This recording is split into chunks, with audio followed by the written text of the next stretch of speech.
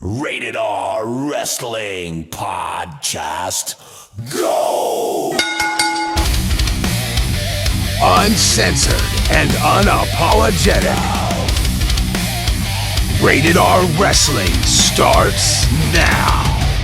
Hey yo! What's going on, guys? This is Aaron, aka Stud Muffin Supreme.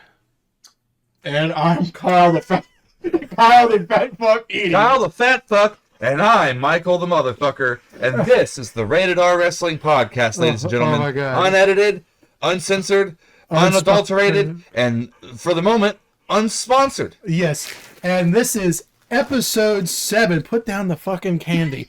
This is episode 7.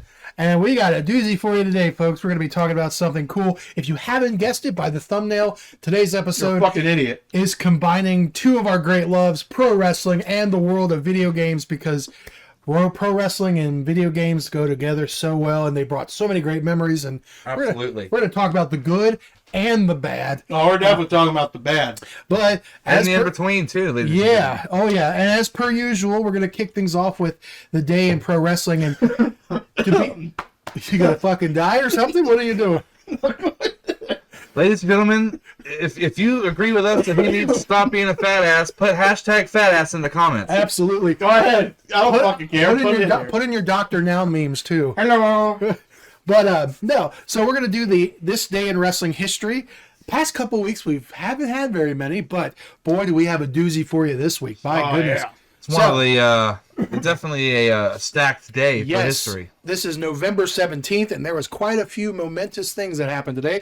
We're going to start off in 1996. The World Wrestling Federation presented the Survivor Series from Madison Square Garden. A couple of notable things in that night.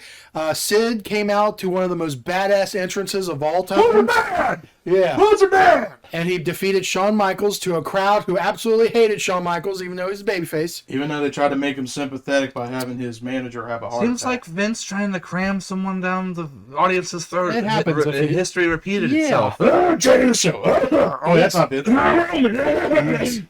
Also, that happened. Then, also that night, the match that a lot of people overlooked because of their match at WrestleMania 13, Stone Cold Steve Austin versus Bret Hart, Bret's return match. Underrated match. Banger of a match. Yes, with Very good. Bret winning that match. I think he reversed a $1 Million Dream, did he Yep. not? Austin was going to bust out the $1 Million Dream, and Brett Yep. did the pushback from the corner and did the, Yes. the reverse. So it protected Austin in the end because he got lucky. Absolutely. That was their first encounter. And then- Still a classic match, kind of overlooked, but I It can is. understand why, because their match at 13 was awesome. This also included The Undertaker's one of his interesting entrances. Yes, he looked like Batman. He assorted from the rafters with like bat wings. Underbat. Yes. I am the Underbat. Yes, so that was there. And then, of course, the most notable thing was it was the debut of a future megastar, Rocky Maivia. Who the fuck's Rocky Maivia? His Oh debut. boy. Yep. And that did not go as planned, ladies and gentlemen. Squeaky clean babyface. Poofy hair. Bit chunky. At least for his later stature. Yeah, that was a look. And do you guys remember what his finisher was in that match? The shoulder breaker. Shoulder breaker. The shoulder breaker. Definitely a far cry He from the had Rock me, I Bottom. didn't know. Yep, that's how he won. He would just drop you shoulder first on his knee. It was like he and was going scoop for a slam. tombstone, but then land you on your shoulder. Yep. So that's I mean, what I know what the move is. I just I wasn't aware that was his finisher. Yep. Now, we all know who the real star of that much was. The Stalker. Yep. And Barry Windham. Barry Windham was the stalker. Barry that night. Windham in shitbag clothes with war paint on. Yeah. Another instance of history later repeating itself as DDP becomes the stalker. Yes. Well, that's a story for another day. Oh my God! Holy Poor DDP. shitballs. Okay, so that was Survivor Series. We fast forward a year, 1997. WCW Monday Nitro was held in our backyard, Cincinnati, Ohio. Yeah. The Nasty Natty. Yep, and what was interesting about that night was the NWO had a segment where they introduced their newest member, Ravishing Rick Rude. And The man who grinds, ladies and gentlemen. Yep, and you know what's funny about that is, not too long later on Hashtag stop grinding. God damn you.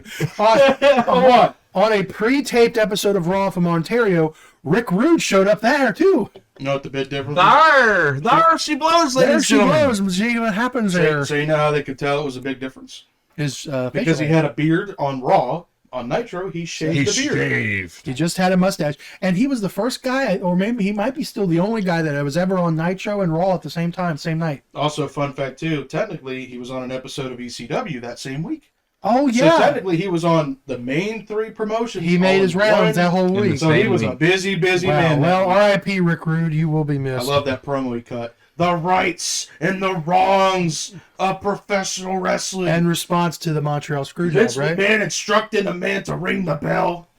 And it's funny because that same night on Raw, Vince McMahon sits down with Jim Ross and he gives these follow-up interview to address the Montreal Screwjob, and we get the infamous quote, Brett screwed Brett. Now, let I me have no ask you. sympathy Let whatsoever for me Brett. ask you guys this: in your opinion, did Brett screw Brett? Ultimately, I believe so. It's you don't walk out as champion at the end of your deal. It's well established before Brett. That was just something that didn't happen. You didn't even fathom the thought of your belt showing up on WCW television, especially after the women's belt already showed I up. was just going to say, even after that. So Brett definitely was walking in hot water, even asking what he asked Vince for. You know, even in the business, you have to put the guy over on the way out. That's the right thing to do. You know, Brett was going to... Like it or not, hometown or not, home country or not, that's all. That's the business. And here's the thing, Brett claims that What's my name? This is my name. Oh God! But excuse me. Brett had a lot that he could do to get out of that. There was a lot of things they could have done. Not the shitty DQ finish that was planned. And there's another misconception that he was going to go to WCW the next night. He technically couldn't until like Yeah, he had a December. 90-day compete clause. But still, Vince is the fucking boss.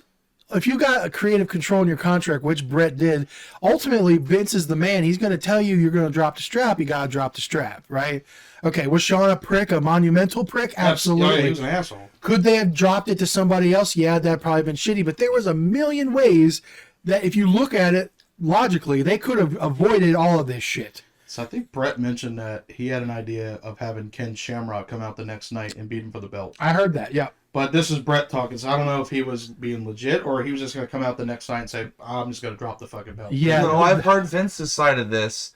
That was proposed, but Vince didn't like that it was not guaranteed that Brett would show up that next night. That's fair. He was completely not obligated, not under contract, and he didn't want the title walking out the building that night on Brett's shoulder. If it was up to Brett, he could have said, fuck you, Vince, I'm going to Nitro or something. Yeah. So Vince had to do what he had to do. He had to do something. Yeah. Was it shitty the way he did it? Yeah, kind of, a little bit. And he got a nice uppercut. Oh, yeah. He, Oh, yeah. For he got a nice shiner one in that good interview. pop. Like I said, I personally think Brett did screw Brett. His pride ultimately Sorry, Brett. became his own weakness. I love you, Brett. We love you. You're But one of the Brett, best. they say Excellence of execution. absolutely. There's no taking that away from you. But I think you yourself could have put your pride aside, because there's an old saying, pride comes before the fall. And look what happened. Your career never really recovered. Yeah, 'cause Had you not left WWF, or even left WWF just on better terms, maybe did a short stint in WCW, Yeah. never had the Bill Goldberg match and left. Yeah, things could have been different. Things really could have been Vince different. couldn't afford to pay him for 20 years. So I know, but he Vince, could have. Brett could have went to WCW, realized, this ain't for And me. then he could have went back to... They could Because have everyone done- was doing it back then. Everyone was The jumping door back and would have forth. been open, but that door was completely just Oh, yeah, demolished. and then in that interview, Vince is wearing that shiner. pretty Yeah, well. he is. Yeah, so And this was the birth of Mr. McMahon. Yep. And Mr. McMahon was born. absolutely. Yep. We're going to skip over 2000 because we'll come back to it. 2002, another Survivor Series held in Madison Square Garden. It was significant for a couple of things. It was the debut of Big Papa Pump, Scott Steiner, in WWE with his infamous, "Give me the fucking mic!" Hot Mike Steiner, ladies and gentlemen. Yeah. When he shows up, hide the microphones. Yep, and I think, who did he attack? Did he attack Matt Hardy and Chris Nowinski? Yep. They were out there, talking shit to the New York crowd, and Steiner comes out and he fucking beats the shit out of him. And then, unfortunately, this was the highlight of his whole WWE run. Yeah, This unfortunately. was the night where Scott Steiner was legit. After that, it was... Yeah, they kind of dropped the ball on Scott there, which turns out what we learned a couple podcasts ago, he had Drop foot. Drop foot. He literally could not control. I want to say it was his left foot. The motion to bring it up was not there. Yeah. So he basically just kind of had to let it fall to the ground. Yep. And that's why he was very clumsy in his WWE run, especially with Triple H. Well, you also have to face me. Well, it adds a little bit of perspective to when you look back on those matches. It wasn't just Scott was the shits. And now that I've said this, ladies and gentlemen, go back and watch, and you'll see Scott's. I'm pretty sure it's his left foot, but one of his feet are basically fighting him the entire time. Go back and watch that. Yeah, because I watched the clip and now there's more Oh, contact. it's noticeable now when you see it. Mhm, absolutely. It's super noticeable. And then, of course, the other thing that happened that night that I thought I should bring up, they killed the Reverend Devon gimmick and brought back the Dudley Thank Boys fucking God. and reunited in Survivor Series. That was also Rico yelling, Jeff. God damn it, Jeff! Where are you? He's sitting there on the top rope going, whoa, Yeah. And the crowd was booing. They knew Yeah. it. It's a New York crowd, so of course they're gonna. You fucked up. Yeah, and then. And then, of course, the debut of the Elimination Chamber match. Probably the most brutal of all the Elimination Oh, it Chambers. was brutal. I don't think anybody got as much hurt in any other one instead in that match. As I think RVD got hurt in that match. I think, Triple H had the broken trachea. Yeah. And then our eyes got broken by Shawn I Michaels' was just gonna mention ugly brown cowboy the tights. shit brown tights. Oh my god! And that his shit. bob cut. And what the fuck, Sean? What were you Well, in thinking? fairness, he was growing his hair back out. Okay, but that Because was it goes shit through that cut. awkward phase at You have times. to go through the awkward phase. He Oh. probably had to cut it so that it would grow back the way he wanted it. Yeah. Sean was going through a phase with tights during that time because he had Yeah. like, even more shittier tights 2 weeks later. Mm-hmm. It was like Yeah. generic ass creative. Well, to wrestler be tights. fair, the man probably was not fitted for his old tights, and he did not have new tights made yet. Yeah. No, so he had to kind A of. run was not in his plans. It was supposed to be a one-off. All right, he was Yes. supposed to only do it for a little bit, and then Yes. he finally got the confidence. So, Mhm. but that pay per view itself, that has to still be my favorite Survivor Series pay per view. That also an underrated classic was the SmackDown 6. Oh the yes, Triple threat tag triple match. threat tag team Edge title and, match. was it Edge and Ray Edge and Ray versus Los Guerreros, and then Kurt Angle and Chris Benoit. yep, Yep. peak tag team there. That was like peak like tag team Like, you- wrestling. you 'Cause go this- Now, from- was this the era when Angle and Benoit were at each other's throats? Yes. Or yeah, so actually they were at got the along? they It were, was a love-hate so relationship. this was the can they coexist storyline. Yeah, it was like so you had the Dudleys, Edge and Christian, and the Hardys, and then you had this was like the next best thing. yeah, they were the after SmackDown that. 6. Hmm Yeah, Yeah, and then Big Show winning the WWE title that night, right? yeah, because Paul Heyman Yeah. turned on Brock Lesnar. So to a lot, babyface. a lot of great stuff in that elimination chamber. So yeah. we're gonna rewind the clock back to the year 2000 because this day in history bit ties into the main theme we've already discussed, the video games. November 17th, 2000, WWF released on the Nintendo 64 No Mercy, a game many people are out there will claim is the greatest wrestling game of all time. Very arguable. The GOAT. Very arguable. Also, that same year, WrestleMania 2000 was released. So you got It two. was the previous year, 99. Oh, it was? Okay, I 99. stand corrected. But within that. It was within a year's time. Yeah. Well, they had a lot of games released that year. The first two SmackDowns came out that same year. Yes. SmackDown 2 came out days later. Yes, and So we're going they to be were touching. riding high on video. Oh yeah, games. we're going to be touching We will on that. touch on that. We'll get in touch with. But while we're here, let's start with No Mercy. Let's just go ahead and just get a banger out of the way. Diggity dog. Taco. Dig it. It's cooking. Yes. Oh yes, the random No Mercy Yes. soundtrack. The whisperings. The Pimp Daddy leading you through the freaking menu. Yes. Oh yeah. SmackDown Mall. Oh yeah. Yes. And this, we mentioned this before we we recorded. You guys were talking about the hoe. Oh yeah. Oh yes, what was it, $50,000 or 500,000? 500,000 buckaroos to play as a I was hoe. 0 off. Yeah, and how hard was it to gain currency in that You game? basically either had to play the shit ton of championship mode or go through the survival mode, which faced 99 wrestlers in the match. Or grind season mode. Which season mode had its moments. There was some good. It had some great moments, Yeah, and great stories, branching and some branching storylines. paths. You Yeah. basically had to lose matches to get progressed through the story. Of the N64 games, I would probably say that one's the best. Either Oh, that those are or the best. at least the best WWF game. Now, some people claim, some people have their WCW NWO Revenge. Like, No, that one was good too. That was the best WCW game ever made. Yes, by far. that one's probably the best WCW. Which ultimately it goes back to Aki. AKI, yes. These guys- THQ. Yeah. I mean, look at what they did. Look at all they was able to bring out bangers of games like from both companies. WCW versus the World. Yeah, World I mean they're War. like I never played those when those first came out, but I touched them here a little bit later on in life, and those are hell. 2000. Yeah. But WrestleMania 2000 and No Mercy are always Yeah. Especially That was- World Tour, it was really a international wrestling fans game. The fact Oh, that they had yeah. a lot of generic versions of people who were not licensed to be in the Yes. Unless you played Virtual Pro Wrestling, which was the Japanese Yeah, version, so which it's- they gave them their correct name. yeah, it's kind of cool to try to go back there and try to figure out who they're trying to portray. game. Well, wouldn't have Virtual Pro Wrestling have spoofed the American guys because they didn't have the license for those guys? I don't know if they spoofed the American. I'm not guys. 100% sure. I They wouldn't- definitely spoofed the Like Japanese guys. I'm sure if they did, they probably called Sting Crow. man. Anything like that. I mean, In WCW versus the World, they did spoof the American guys in that one because they would include guys like the Road Warriors, Stan Henson, Ken Shamrock, who was called Sherlock in that game. Oh yeah, the And then, generic knockoff name. Road Warrior Hawk was uncomfortably named Overdose in that game. Oh fuck. Overdose. Irony. Yeah, there was like 12 WCW wrestlers in that game, and the rest were Japanese dudes. Yeah. Sabu was, what the fuck was his name in that game? He was They gave him some weird name. David Harley. He was David Well, Harley. isn't that a play off of his real name? Or is that his real name? No, Sabu's real name is Terry Brunk. Oh, okay. All right. Terry Brunk. Gotcha. No, they had some weird names, but they did that in World Tour as well. They, Yeah, and about Dr. Frank and Dr. Frank. and Maya Yinka Boy and Aki Man. Aki Man. yeah, he made an THQ appearance. Man. Yeah, he made an appearance in No Mercy too. Yeah, he was in that. Yes, he yeah. wasn't. There was Aki, there was also Aki Woman. Yes, I remember that too. Aki Woman. What I liked about the No Mercy games and by extension WrestleMania 2000 was the very awesome customization for like wrestlers. Yeah, you could change it. You could change their outfits. You could like take Kane's mask off. You could give people different outfits.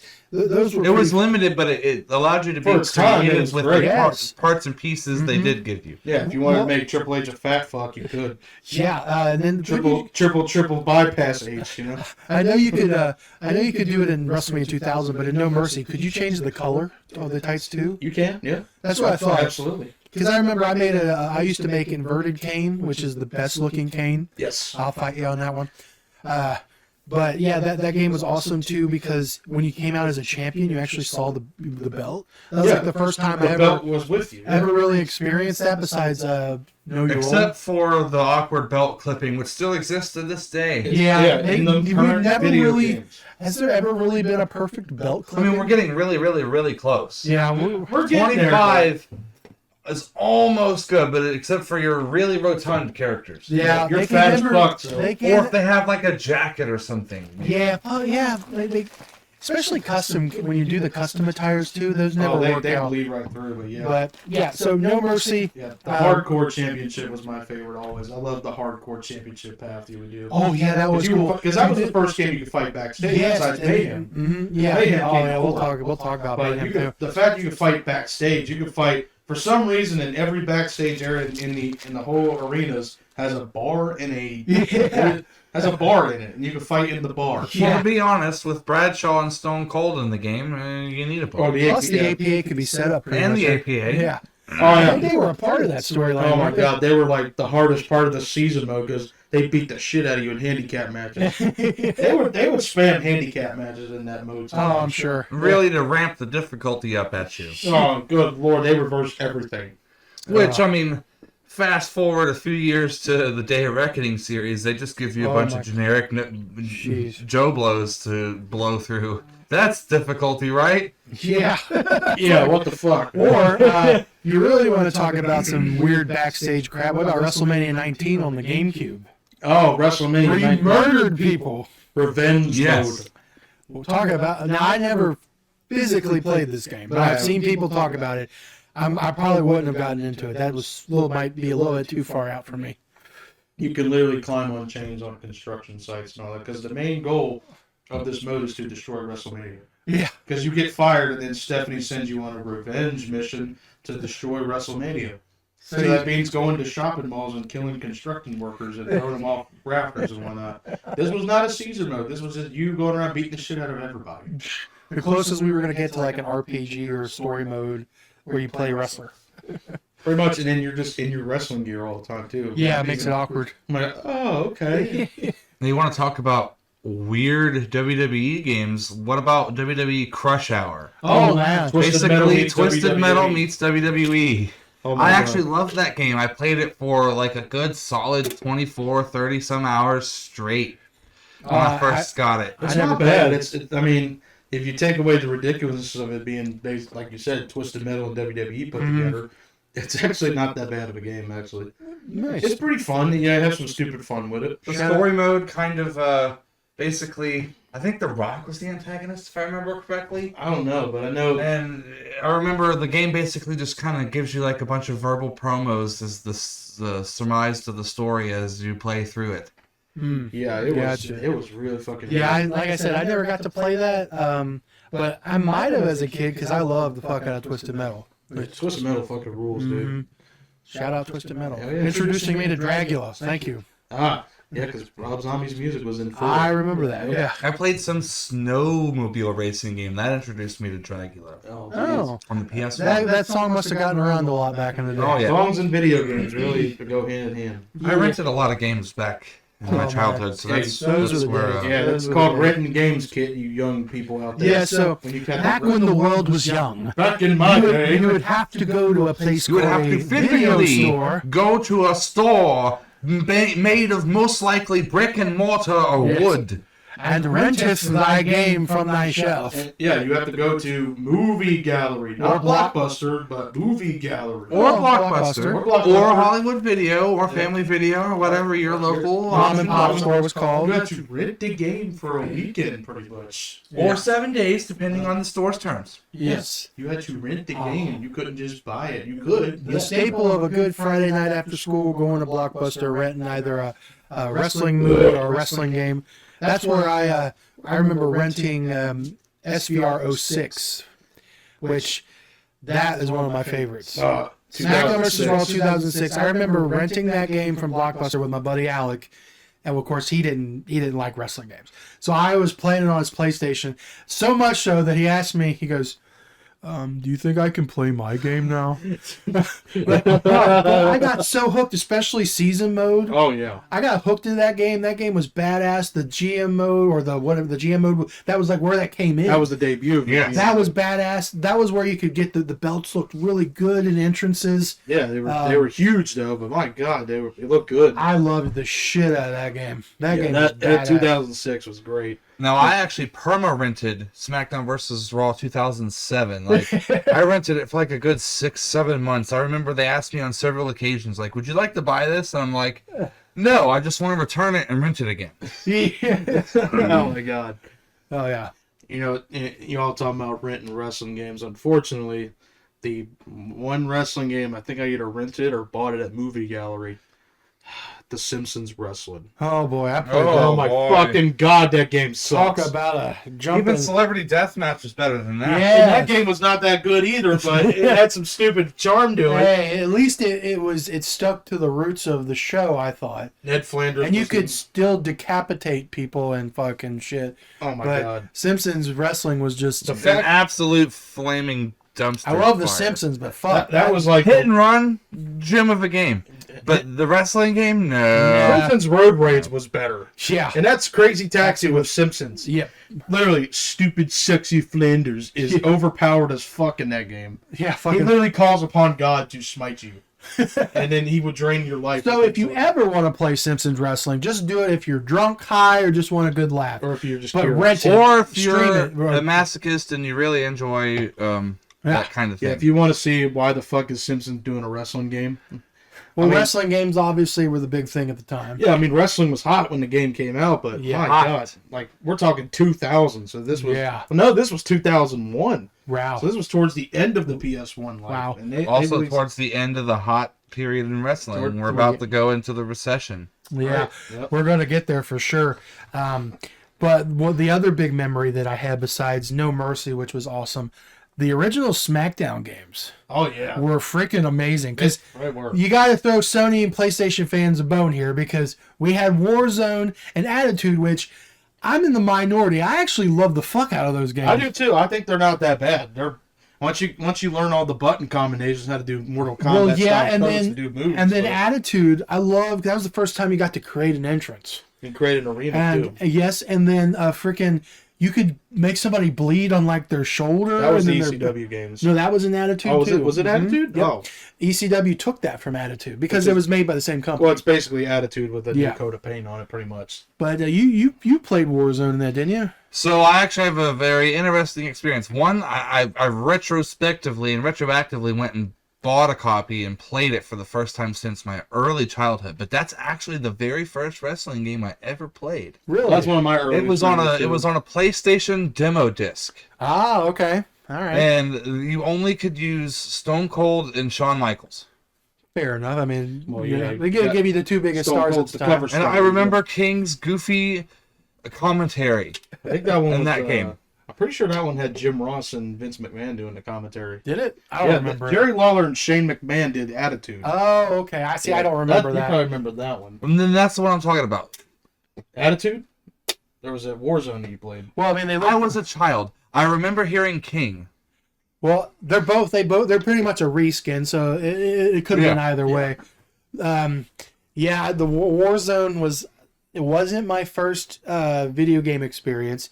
In Your House was. Did you ever play God. it In Your that was House. that was basically. I was also made by Midway, right? Acclaim, yeah. So, So it was Mortal Kombat with the WWF. So skin. Midway made WrestleMania the So arcade. it was actually WrestleMania, the arcade game. that Midway made. Yeah, and then that led to In Your House, right? And Your Yes. House was made by Acclaim. So Okay. But it was basically the same game, just... You were doing combos and crazy shit. basically it's I don't Mortal. know how they didn't get sued. It was literally the same game. So basically, it's for all intents and purposes, it's Mortal Kombat and wrestling put together. Yeah. but You it literally had an interesting, zany approach to wrestling. It was very fast-paced.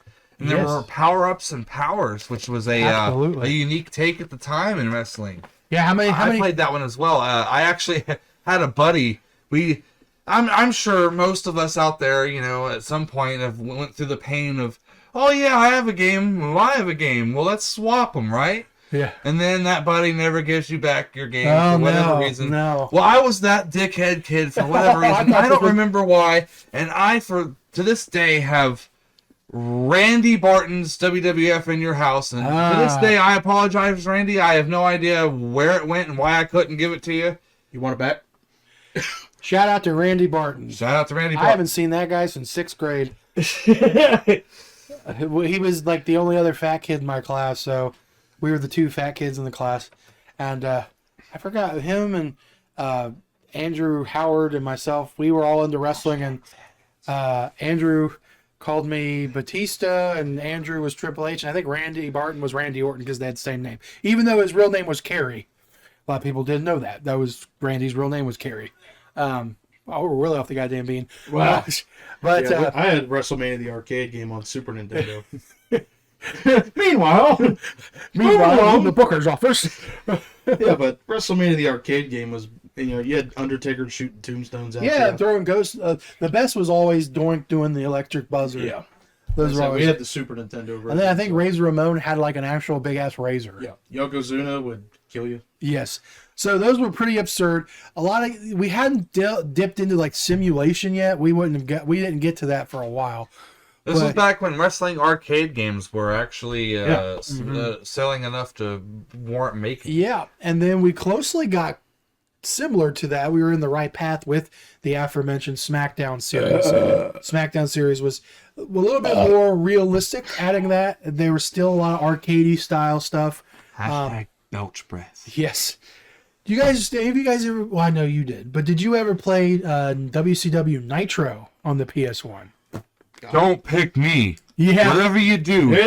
don't pick me. I'd like to get power bombed. Come on, pick me. I'm picking you, pick me. At least in my opinion, that's the only thing worth That's the for best that. part about That's that in the what's- follow-up game, Thunder. The interactive selection screen was Yes. the best part of that game. Absolutely. Fun story about those particular rants.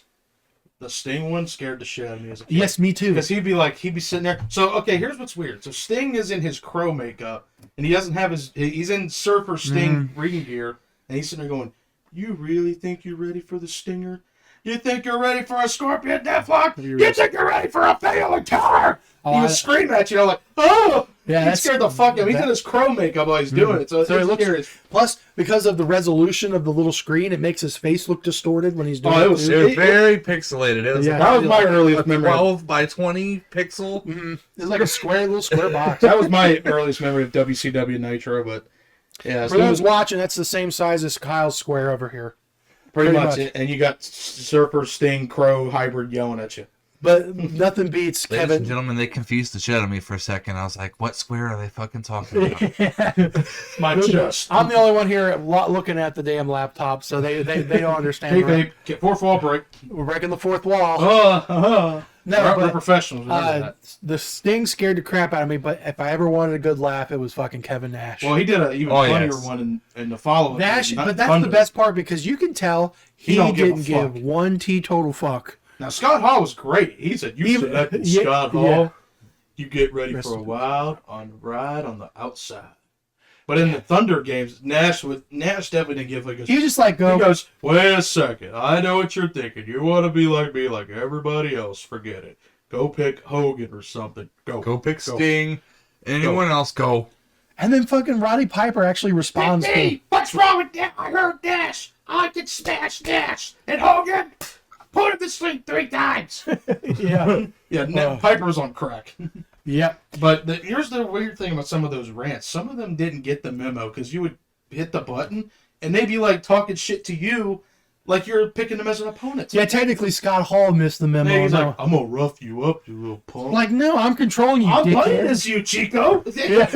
Well, I think what they meant is instead of him talking to you, it's proverbially you talking to your opponent. Yeah. I guess, but But I get where you're going because half of them, or more than half, was them talking directly to you. Yes. and then mentioning Sting again in Thunder, he sounded like he was high as balls. 'Cause And he the was things like, you can unlock in that game were also "Oh very yeah, weird you too. can unlock classic characters like Uncle Monkey, who was one of the developers, and then you can unlock the Frankenstein monster, an alien dressed like Scott Hall. You can unlock a beehive arena. Oh, yeah. Oh my god, this was one of the strangest unlockables. Oh yeah, And they just were just throwing shit at They the were, wall. yeah, and they were made by Inland Productions. You know what they made prior? Was it like golf? Bass Pro Master. Oh, Yeah, that was their claim to fame for WCW to go, "Oh yeah, we need those guys making our video games." And the fact that they waited What year was that made? 98. So definitely That Ted game was- Turner was still in charge. Oh yeah, that game was really outdated because Dude. it was basically like 96 WCW. 96, 97, and then Thunder comes out the following year, Oh, and it was coded in 98 WCW. But the fact that they waited 2 years in 2000 to release a PC version. oh, jeez. Who the fuck was buying WCW Nitro for the PC A in sycophant, a sadist. 2000? You never know. PC games sell weirdly well sometimes, That game ran and like they have a shit. much longer shelf life than Yeah, but the fact that this game was so shit and it ran like shit on PC, oh my god. Well, there could be potential modders. yeah. modern To make the game better? Maybe, or just add stupid shit to it. You never know. Or you know, There's already you know, stupid shit in the PC game. is also a very customizable space. You might be able to optimize it to run Yeah. better. The fact that everyone in the game has the same moves too. Like, Well, that's just Yeah, everyone laziness on in the the game. developer's part. and then you You can spam that game yeah, because too. you could do a test of strength and drain the guy's life and instantly win. Yeah, matches can go like 5 seconds. in Oh that yeah. game. And I remember getting my ass handed to me by the computer in that game. don't you got a memory of playing that game at our cousin's house? I do. That was the first time I ever played it, and I remember it got me because I saw the Giants ugly mug on the cover. Oh, he's of on the disc. Yeah. Ugh. I remember seeing that. But yeah, that was, and it wasn't too long later that I actually played, which I thought was was at the time the coolest wrestling game of all time was Mayhem. Oh, Mayhem, yeah. Because they had full entrances. It had the cool factor. Yeah. For the WCW. It actually tried to be a decent game on the PS Yes. and the PlayStation. Mm-hmm. The gameplay is it has its moments. Yeah. But I thought EA tried. the presentation, you had different. This was back before they became the villain of video gaming, ladies. Well, they're starting to redeem themselves now, but a little bit. Now they're Saudi Arabian owned. What are you talking about? Oh, fuck, never mind. But anyway, this is when they were Electronic Arts. Yeah, and they had fully. However, Riyadh season, we're willing to take that sponsorship. Yeah, if you want to sponsor, send us some oil money. We'll put it somewhere. I'll put it in my wallet. But yeah, that game had fully customizable, like not customizable, but fully like fleshed out arenas that represented the pay-per-views. You can unlock the classic Nitro in there. Yeah, we had Mean Gene announcing it. Bobby the Brain, he and Tony Schiavone. We had commentary that was really cool. actually sounds still better than current day commentary. I know. On the And WWE Tony, games. that still like that got me pumped was Tony Schiavone going, "Oh, he did, he got him, it's all over, it's all over." That always got me pumped. And that was the first wrestling WWF game. games could not get commentary correct until Fuck no. SVR 07. Well, even then, and even then, 06 is pretty repetitive. It was. I mean, how many times can you That's hear? right. How many times can you hear? That was just putting it. I know we're gonna get to We'll that. get to that. But how many times can you hear JR go, "Strategy, my Oklahoma ass"? But yes, in Mayhem, does the chairs go through your opponent when you try to hit him? Yes. But it did include backstage fighting. Yes, which that the was first always game to do really that. cool too. They even advertised that. And they advertised as a big feature, but I think they took it too far. Yeah, with in the the follow-up game, Oh God. WCW Backstage Assault. Oh my God. Oh But boy. before I get to Backstage Assault, another cool Well, I tidbit. think that was a case of doubling down on one thing that they thought made the game awesome. Right. And going back to a quick tidbit about Mayhem is there's a cool feature where if you watch Nitro every week, they would give you a passcode To unlock to unlock the pay-per-view card that just happened that week. Oh So really? if Halloween Havoc happened that week and you wanted to play it in the game, That's they right. They would give it to you on Nitro You had to or on catch it. Surge cans and whatnot. Oh, Surge. Surge, yeah. Coke, if you're listening, bring back Surge. Bring it you back. want Surge, Mountain Dew, matter of fact, Mellow Yellow, because you don't even have Mountain Dew. Mellow Yellow has always been a cop-out. Bring back Volt, Bring back goddammit. Surge. Well, Surge and Volt are really the same drink. I'll even take it in Volt. Fuck, Just bring bring it back back, the drink. goddammit. You know it. You have it. We want it. Yeah. But anyway, back to the bullshit of Backstage Assault. Oh They were man. like, hey, everyone loved the backstage segment in Mayhem. Let's make it the whole fucking game. It's the only game that I can think of that don't have a wrestling ring in it. No, It does not have a wrestling ring. Well, that Okay, there is a there's couple another games. game I can think of. Yes, but this was like no ring whatsoever. Yeah, and Like, they didn't even advertise it that way. It was kind of like, no, they basically said, here's the new game, and then you turn it on, you're like, where the fuck's the ring at? why can't I wrestle in Starcade? Fuck, they didn't even make like makeshift rings in the backstage area. No. No, you literally fought in the toilet. They showed a little footage of the game, and all the footage was done in chop video, so you was on- didn't get a lot of. Well, that's if you bought the PlayStation version, but if you bought the N64 version like we did, then you don't get that. And not to mention, I'm talking about the advertising for. the game. advertisement. Yeah, Yeah. well, I was talking about the entrances in the game, which was basically they pulled a Thunder and played the wrestler's entrance video. Yes, pretty lazy. Although, would you rather see that? Well, the SmackDown games did that too. Well, yeah, To be but the fair, wrestlers walked in front of the screen. And Yes. you saw the wrestlers. There was a little bit of effort with that. But then again, would you rather see that, or would you rather see Sting walk into the bathroom like he's taking a shit, but it's actually competing in a match? But speaking of that, but what the fuck happened to the character models in that game? Oh my God, you remember what Hogan looked Oh, like? Hogan looked like bootleg Hogan in He looked there. like an old biker. Oh my dumbass. god! And Ric Flair looked like shit. Everyone looked like shit. Everybody was big and They bulky were like in the top, big, and they had bulky. little arms like this. I mean, It was- granted, the commentary was still I good. but think the person who made the wire skeletons for that game just did a horrible job, and that's why all of them have that frame. yeah, I mean, the fact that the main game mode was Hardcore Gauntlet, where you basically have to fight people in the bathrooms and the truck stop, and what was your unlockable? Vince Russo. Oh, of course, you gotta put me in the game, bro. bro. I gotta be in the game, bro. And Doug Dillinger.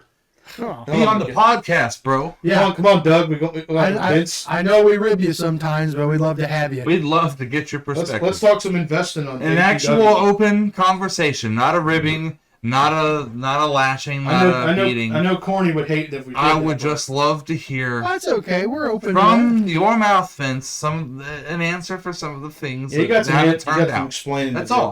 That's all I want to do. that. Yeah, we're open to discussion here on this podcast. We are professionals. We'll take anybody on there that wants to have a discussion, even We if are far enough away from Louisville. You don't have to worry about Jim showing up. Yeah, Jim won't show up. Yeah. We're way too far from Castle Cornet. He doesn't know where Elevated Studios is. No. You So, know, Vinny Mac or Vinny Rue, hit us up, bro. Yeah, we need to talk some And investment. bring Al Snow with you. I'd like to talk to Al Snow. Yeah, we need to talk about some investment. We need some head on And this Stevie podcast. Richards. I'd love to talk to Stevie I'll Richards. show you. You'll see. You'll see. Side bit here, but you guys ever listen to his podcast? Yeah, I've seen a lot of his stuff on YouTube. Yeah, I've really started to like Steven's He does a podcast. good analysis of matches and Yes, things. he does. Mm-hmm. He actually has a pretty good insight. But nevertheless, Backstage Salt sucks a dick. Yeah. It sucks ass. A big.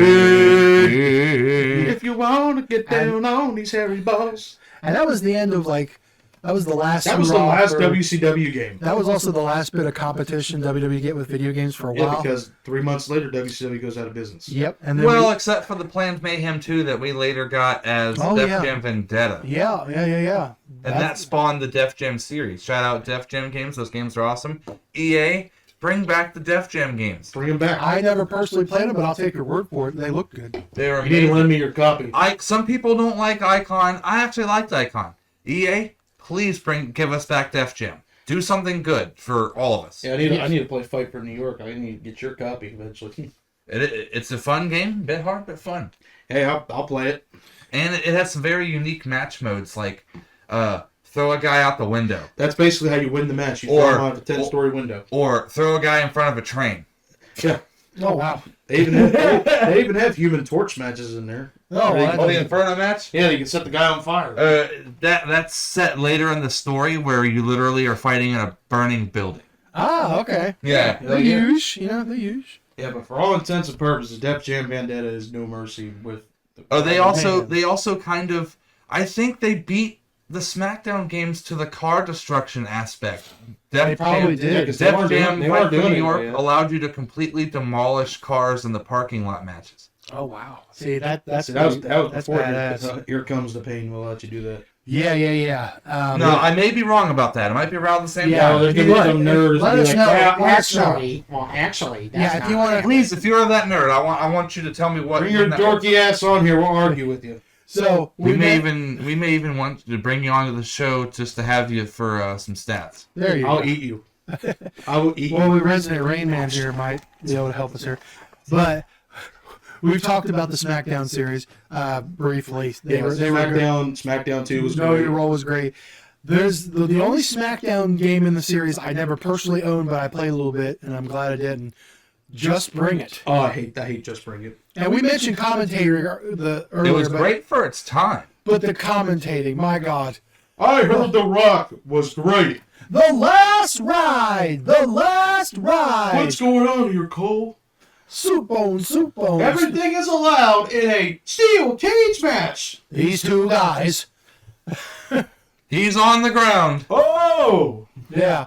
That game, it's one of those so bad it's good things about it. It's kind of like the voice acting in the OG Resident Evil. It's just something that you gotta love. The gameplay was okay for what I did play, How but about the fact that they blue balled the fuck out of us in the opening? oh my gosh, that opening cinematic was amazing It looking. still looks good. And then we got that. Basically an updated They SmackDown 2, pretty much. They honeydicked us. Oh yeah, they're like, oh yeah, you want this? Well, we're just gonna give you a slightly upgraded version of SmackDown. And then 2. what's up with Howard Finkel? Oh yeah. Yeah, he sounds like he's in a I fucking think they bathroom. thought he sounded too loud, so they like muffled him. Maybe, but he's Either that or someone's pop filter was a little too effective. yeah. Oh yeah. What the fuck? And that season mode was awful too. It was like 4 matches long. Yeah, I've heard some Literally, pretty season terrible mode you things. could finish within a half hour. Oh man, And how about the unlockable character of Fred Fred Durst? Durst. Yep. Fred Durst. Yeah, it was topical at the time because he had his song. That must have Rolling. been his exchange for you. Well, that was actually the exchange for Taker using that song as he wanted in the game. That seems like a fair trade, I guess. in the game. Yeah. He wanted to be in the game, and that was the condition. You want my song, I want to be in the game. Oh, well, let's not include guys. I'm sure he also got paid, but yeah. Yeah, let's leave No, you guys. know they actually leave Fred Durst's moveset in Shut Your Mouth. They do. Really? Yeah. I didn't His know that. moveset is still in the creative moveset. No It is. shit. Oh well, that go ahead. Yeah, let's leave guys like Rhino and fucking all the other guys off the cutting before we gotta make way for Fred Durst. Rhino didn't make a song for The Undertaker, damn it. No. No, but he'll kill your whole fucking family. Oh yeah. All right, shout out to Rhino. Well, rhinos don't roll. Yeah. Shout out Rhino. I love you, bud. Rolling.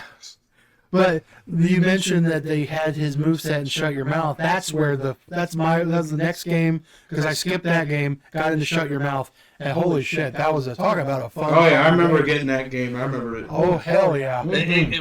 Some people thought the interactive environment in the back was a bit bloated, and at times it could have been, but it was also really fun and creative. And I wish instead of kind of getting rid of it, they doubled down and made it even better. Yeah, like WrestleMania, what was it, 18?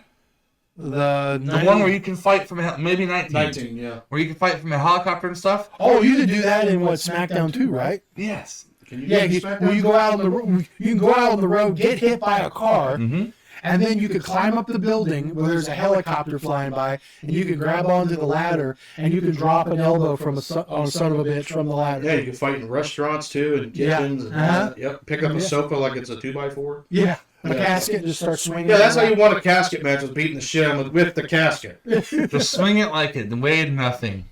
Yeah, I guess But- caskets weigh like 2 pounds in the game. Yeah. Or something. The backstage environments in that game were a bit bland Yeah. and kind of empty, really. Fair. But I think they could have doubled down on that and definitely brought that forward instead of dropping it off after that game. Oh yeah. I must say, Shut Your Mouth still looks good to this day. Like Ah, yeah. 23 years later, the graphics still look great. It still looks pretty great. I think- Hulk Hogan's character model still looks fucking awesome in that game. Having just played it this morning, I mean, it does look okay, but right next to SmackDown versus Raw 1, Yeah, I mean, Oh, sure. The that is, But you gotta- I mean, good and amazing. That still holds up to this day. That flexes the absolute yeah. power of the PS2. Also, Voodoo Child is in the game. Yes, so we they did got that. Voodoo Child to be in And the then this is just a personal bit for me, and you probably remember this growing up with me.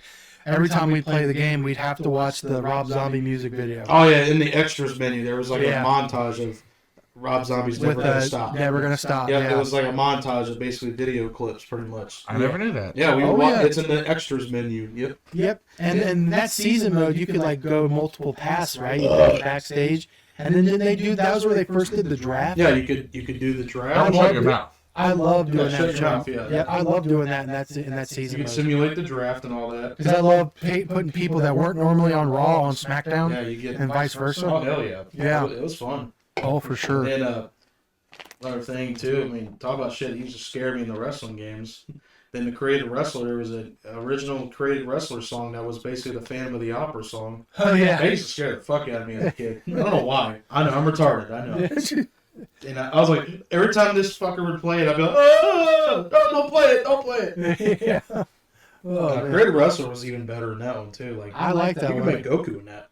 Yeah. Yeah, you can Yes, make they fucking- definitely expanded on Creative Wrestler. Yeah, Yeah. you You can make. remember the character I used with that hair? Oh my god, what was his name? I named now. I didn't know of him, but I knew of his name. I created Bam Margera. Oh yeah, he had like blonde hair, white tights, white Yep. boots. Yes. And then we had created Clubber Lang. So Yes. you just took the name without knowing anything about the I heard it because I had watched tidbits of Jackass and I knew the name. So I created this guy and I just gave him the name Bam Margera. Aaron had an interesting roster of created characters back then. Oh yeah. Oh, I saw Gordon some of his, Slamberton. SmackDown versus Raw, I think, characters. Or maybe it was the WWE, early WWE game. Well, but I I did see some of remember- your creations. Monster, yeah. I remember in SVR, the original We're not SVR, sponsored though. that We could be. you had 32 max character slots. Yeah. I literally created 32 different characters. Mind you, I just shoved a few of them out, just made generic stuff. And I exclusively played with a roster of created characters. And this dude just shit. It stinks. Fuck. No, But yes, I only played with 32 created characters on that game because I loved it. I had a whole you loaded had roster. Gordon, Slamberton, Yeah. Bubba, Blue, Yeah, a couple. Chrome. Yeah. Yep. That was I a remember Chrome. He must have done that one. Oh, he did throughout that the in all year. Well, I It's carried all- that guy through from No Mercy till SVR 06. Oh yeah. Yeah. Because you gotta have that reoccurring character. I know you had the Black Death for a while. The Black Death was a thing that was spawned in the WWE games. Like 12 or 13. But it started in 12 and it carried all the way through actually 24. This is the first year I have, and I actually did make Black Death for one of the modes, but not the My Rise. Oh, okay. All right. At least in Shut Your Mouth, you can make a bang up Scott Hall because he was cut from the game. No, yeah. before my Black Death character, especially in the days of those SmackDown games and the early SmackDown versus Raw games, I was lazy and I would just make a. He was always missing from the roster, so I would take creative liberties with him and make my own version of Farouk. Damn. Damn. And at one point, he even had a rivalry with Triple H for the rights to the game. Oh my Oh, god. I remember Oh, my this. God. Yeah, I remember you talking to me about This is the this. 360 era when you could use custom soundtracks. Yes. Bring those back, damn it. Oh, yeah. Bring them back. Oh, Yeah. boy. They started back on the Xbox days, like original Xbox. Oh, yeah. Raw 2. Oh, yeah. But yeah, Oh, Shut yeah. Your Mouth. Yeah, Shut Your Mouth was a great fucking game, and it would eventually segue into The the, follow-up. the other game that people claim is the best of all time. Here Comes the Pain, which is the thumbnail of this video. Actually, Yep. If you didn't know, that's the homage. if you know, you know. Yeah. That game I definitely remember getting from Movie Gallery. Yep. We took my grandma to Curves, which was a gym next door. So she was like, go on to Movie Gallery and go get a game. Aaron picked out Here Comes the Pain, dude. Yes. Yep. And we eventually got that for Christmas. We did, because we would see the commercial with Brock going down the hallway and Yeah. all the guys talking shit to him and all that. And Was that the game that introduced bra and panties? Bra and Panties, I believe that was the first introduction to it, because that was heavily marketed in the game. Yep. For a pre-puber or a teen boy in his adolescence, bra and panties was a good match to have. It was a good selling point to the game. They would even advertise it on the back of the box, too. So, you know. Back to the ad campaign for that game, they also did the ad with Vince and Brock where... Oh, no, sorry. I take that back. I'm thinking of a Razor ad with John and Vince. I am terribly mistaken. Botch! We're professionals Ignore here, y'all. my ass, ladies We're and gentlemen. professionals. And we're My live. mind is somewhere else, and it's not what I'm Well, talking we about. forgive you. We forgive. We forgive you here at Elevator But that's the one where Studios. Brock's just walking through the back, and that's when John Cena's running his Yo, mouth. here comes the pain. And then Chris Benoit's You're in there. nothing, Lesnar. Yeah. And then isn't that where he meets up with Tori? And it's just you and me, bra and panties match right now. Yeah. And he wins. He has her panties in his hand. That was also the first game to focus on unlockable legends. Remember that? Yeah, that was the Yes. first game to have legends in the game, like But Sergeant there was a Slaughter. caveat. There was a You little got caveat. the stupid little, what was it, WrestleMania 3 rolling ring? Yeah, I like the ring gondoliers or whatever they're So called. yeah, so you had It was just lazy for them to not have to make. And they all had the same entrances. entrances too, and they well, all they had no music. No music. They would Except No just Titantron either. Yeah, and they would come out and go, oh. so like Hillbilly Jim had the same entrance as like George Steele. Yeah, and- so they didn't And want Andre the Giant. yeah. Well, he was in the next game. He wasn't in. Well, they still use you those can make rings. Andre the Giant in the game, but They also cut Warrior, didn't they? so Warrior was going to be in the game, and classic '80s Hogan was going to be in the game. Well, Hogan in general was going to be in it. It was weird though. With, British Bulldog was going to be in that one too. oh there was yeah. a lot of guys they cut off. Bob Holly was going to be in But it. that was like what was cool is that was the first time in a long time you could play as a new generation Purple Undertaker. Oh yeah, old school Taker, because he was in Okay. his biker Taker, even though he was buried alive a month after the game came out. Yeah. Now, But- interesting fact about the British Bulldog being omitted from the game: they had his character model done, But because and you his- can actually mod the game Game and Shark bring code. him back, or a Game Shark. remember card. Game Shark kids. Oh Or yeah. modding back, That was our modding, was Game Shark back then. Yeah. Was a Game Shark code. Now, granted, it would break the game and it would look like shit. Yeah. It would usually break your statistics if you brought in one of these characters. Pretty into the game. much. Well, Game Shark was the reason I was actually able to get Jake the Snake in SVR 06. Yeah, because Yeah, that was a horrible Does anybody decision. remember how to do it? Because he was a Yes. he was a PSP. So you exclusive. basically had to buy 2 copies of the game, buy a PSP, And the cord. cord to connect it to your PlayStation 2 to get Jake the Snake Roberts. And Game Shark fixed that because I got him without having to do Thank that. you, Game Shark. Yeah, I just never had Jake, yo. I just never. Sorry, had Jake. It was the one guy I never had. Yeah. no. But, you know, Hillbilly Jim looked like shit. Here Yeah, he did. He He looked did. like he was wearing a mask. Yeah. Like, But I love being that good old country boy, country why boy. did they own that song? Why didn't they include it in the fucking game? Well, they didn't include anybody's music. Yeah, in no, it. not Sheik's music, not fucking Sergeant Slaughter's music, not Ted DiBiase, No. and Roddy Piper. I mean, fuck this. Back then, this was our exposure. to It these sounds classic- like that was afterthought of adding these guys. Sounds like And they then- spent a lot of time developing them. Like, fuck, we can't get their music. But it was a necessary first step in the Legends concept. Well, yeah, because this was basically an introduction to a lot of the new generation fans at the time. This was their first exposure to these guys. That was my first exposure to like Hillbilly Jim and Nikolai Volkov and the Sheik and Yep. Roddy Piper. I remember playing it with my dad, and he would be like, "Oh yeah, I grew up with these guys." Yeah, because our dad grew up with the '80s, so in the classic golden era, so he knew who these guys were. But And then Here Comes the Pain also introduced the Elimination Chamber. that was a big advertisement. Too. I remember that was the biggest reason I wanted that game was And- to play in that Oh match. yeah, and it delivered. I mean, granted, no entrances, but they Which was a stupid decision for many years. yeah, like it took them till 2017 to include 2K17 wasn't it? 2K18. Well, 2K18. It took them 14 years to finally put entrances in elimination chamber matches. I always Because hated that. back in the day, when the match would start, it would start, and everyone's already in the cage and all that, and the game would start. I'm like, Yeah, I had to work around that by doing like a 6-man battle royal, doing the entrances, then Sure. exiting out the match and going and playing the elimination chamber. This is called imagination, kids. You punk kids. Yeah. That's how we did do it back then. Get off my lawn.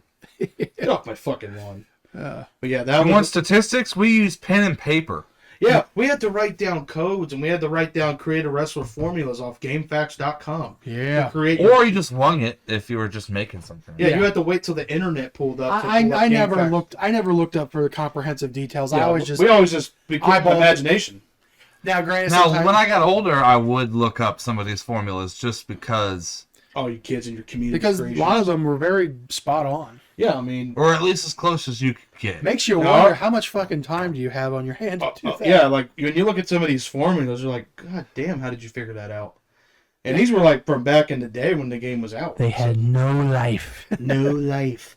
Oh, you punk kids in your community But thank creations. you anyway. We appreciate it. Now, Here Comes the Pain also gave us a slight improvement over its Shut Your Mouth predecessor, in that, although still very arcadey, it gave us a few extra seconds of downtime, Yeah. which kind of simulated a slightly more realistic match, which they Yeah, went they expanded head the, first into, starting with the SmackDown versus Raw game. Yes. Yeah, and then also, if you were one of those fucking kids that always picked Goldberg or Brock Lesnar in 2-player matches, fuck you. Well, Brock Fuck you. Lesnar would destroy shit, And though. then both of them can damage you with only 3 moves. It puts you in the fucking yellow zone. By the way, if you want a cheat code for season mode, use one of them. You can literally win like almost every match, almost. Yeah. But season mode was even great in that too. That was expanded upon. You know, you could take almost anybody in the game and whatnot, and there was branching paths. If you'd like to see us play some of these games, send us a copy and a request. I Yeah. actually have a copy. I have Here Comes the Pain. That could be a future idea for I a have- video, I guys. got the big fat booty PS4. Well, he has one, I do. I have one. I have that and Shut Your Mouth. I know you said but you that's not here at the Elevated Studios. No. So, No, shut up, it's- ladies it's- and gentlemen. it's in Maybe one Elevated day. It's Studios. in an undisclosed location. Maybe one day we'll if we get the necessities. Maybe Also- rated R Let's Plays or Yeah. watch-alongs. Yeah. If There you anybody go. can send us a copy of No Mercy, that'd be great. We could play No Mercy. Oh yeah, I do have the N64. Well, Yeah, I if need an all N64. else fails, there's emulators. Yeah, there is emulators. Yeah, but I do have a. shit to work. Oh, Well, we'll just use the shoot consoles because that's what I got. oh, okay. But we need extra controllers. I only have one. Sorry. So yeah, we had Here Comes What, the a Pain. PlayStation controller? No, the N64. I got 2 I think I have some controllers around here somewhere. I got 2 Well, there you controllers go, for folks. PS2. So there you go. Maybe we'll get that going one day. Yeah, we'll play some Here Comes the Pain and fuck around with it.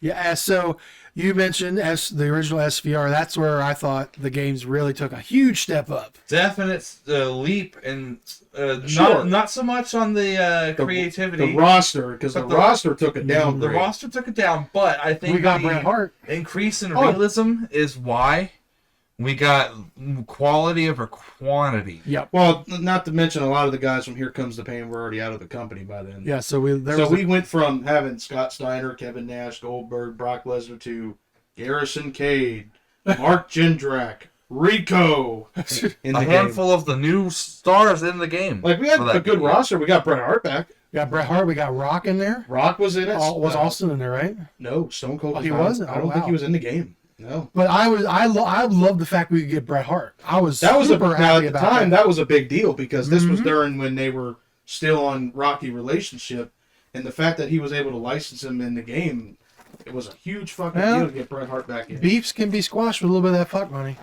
Then that was my first exposure to Brutus the Barber Beefcake. Oh yeah, Brother Brutai. Brother Brutai. Now Apologies. British Bulldog, we're live. British Bulldog was supposed to be in that one too. But because of the Hart estate, they said no, Mm. and he got cut from the game. He did show up in the next game though. Yes. It was I was mistaken earlier in my comment about Hart being in, or Bulldog being in Shut Your Mouth. It was SVR. It was SVR. Oh, okay. And it was not a permission thing. It was they could not come to an agreement over the amount to be paid for that license. Mm. That's why they had to All scrap about him the that year. money. Now, I'm sure they came, once they realized they weren't getting paid for that year's game, they were like, okay, we'll lower our price. Yeah. And they made sure they got paid for the next year's game. Yeah, he showed up in that one. Yes, he did. But in SVR, you can take his character model and use it in the game and whatnot. Classic Taker came back. He was in the Gray Gloves this time. Yes, he was. Yeah. Didn't they also introduce? That was when you got to play as the new Dead Man, right? That was after he turned back to being a dead man. Yep. So there was the return of Dead Man Taker. And here's my vote of confidence for the best feature of SVR. So when you played it, you got to choose your brand, and whatever brand you chose, a diva of that roster was like your title screen. Yeah, and then I think Raw was Trish Stratus, and and, Stacy Keibler. SmackDown with Stacy. but do you SmackDown remember? was Tori, I think. Was it? So Raw was Stacy and Trish. Oh. SmackDown had Sable and Tori. You're right. Okay, but here's the best part. Again, teenagers with hormones. You could remember the alternative where they could be in their underwear. Oh, yes. Yeah, buddy. Oh, hey, You bet your That ass and the so great back live then. motion videos that you could watch at any time in the Creative Wrestler screen. Yeah, This was buddy. also the Definite spank bank material for Right, a right. teenage. the spank mechanic Young was a man. heavily advertised. You bet feature. your ass that was on my main menu screen after I figured out how to do it. And we always And pick, never took it off. and we always pick It Smack. wasn't really so much to figure out how to do, wasn't it? You had to buy it from the locker room shop. Yeah, you had to Was go, it? you had to play Oh, through I thought it was a cheat so, code. so to get the underwear model, you had to play through season mode. You had to earn it in the shop zone.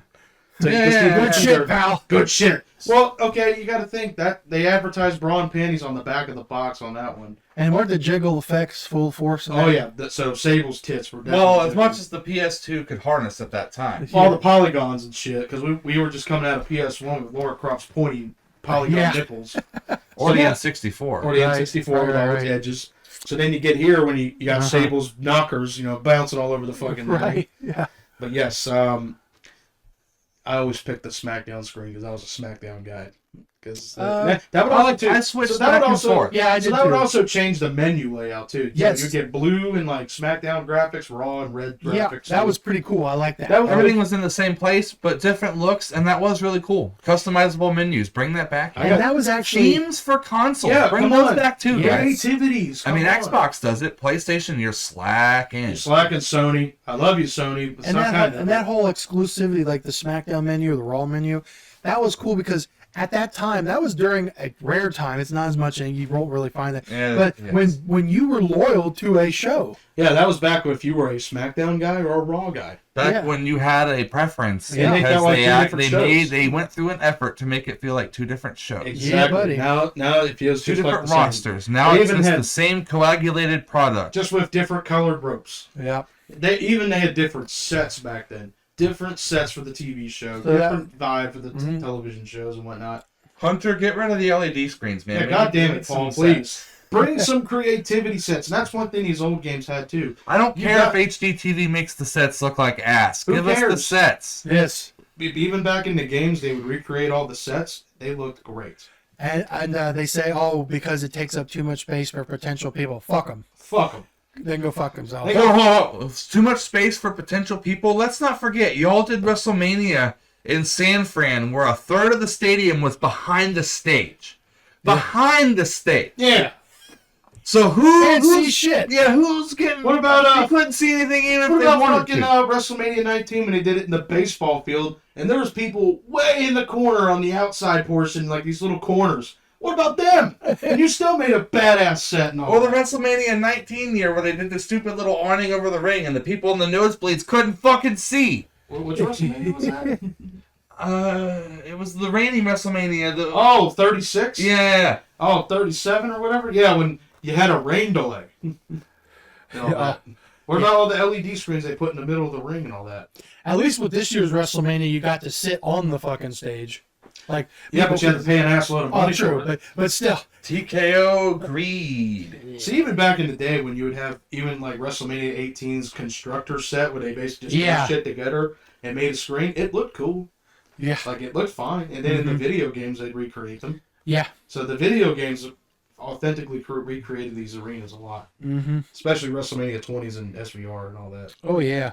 And then they actually fixed the ring announcing thing. They actually sounded good in this one. And then, if I'm not mistaken, SVR, the original, that was the last one that didn't have commentary and had like music playing in the back. So It so didn't you even have the can- limited commentary Yeah. from the games before it. No, Well, actually, Here Comes the Pain had no commentary. no, that's true. You're right. And no But- ring Shut Your announcing. Mouth had very limited Yeah, commentary. but yeah. But and then- SVR was the last one that didn't have it, right? So in Yes. SVR, you can have the music on in the match, but from then on, you no longer have that option. So I mean, But there was no commentary choice in that game. No. It was music or nothing. Yeah, you basically hear nothing. which I like. The I mat. like the music. It was cool. I do prefer sometimes a more simulated thing, but maybe an option to play music during the match. I would. Some people just want to get in the game Especially and for play. people who get tired of the commentary. Yeah, Which- the shit Byron Saxon Full commentary. disclosure, I turn the commentating off every time. Yeah, 'cause I play. I'm so sick It's of Byron lazy when you tell us to go to Spotify for things.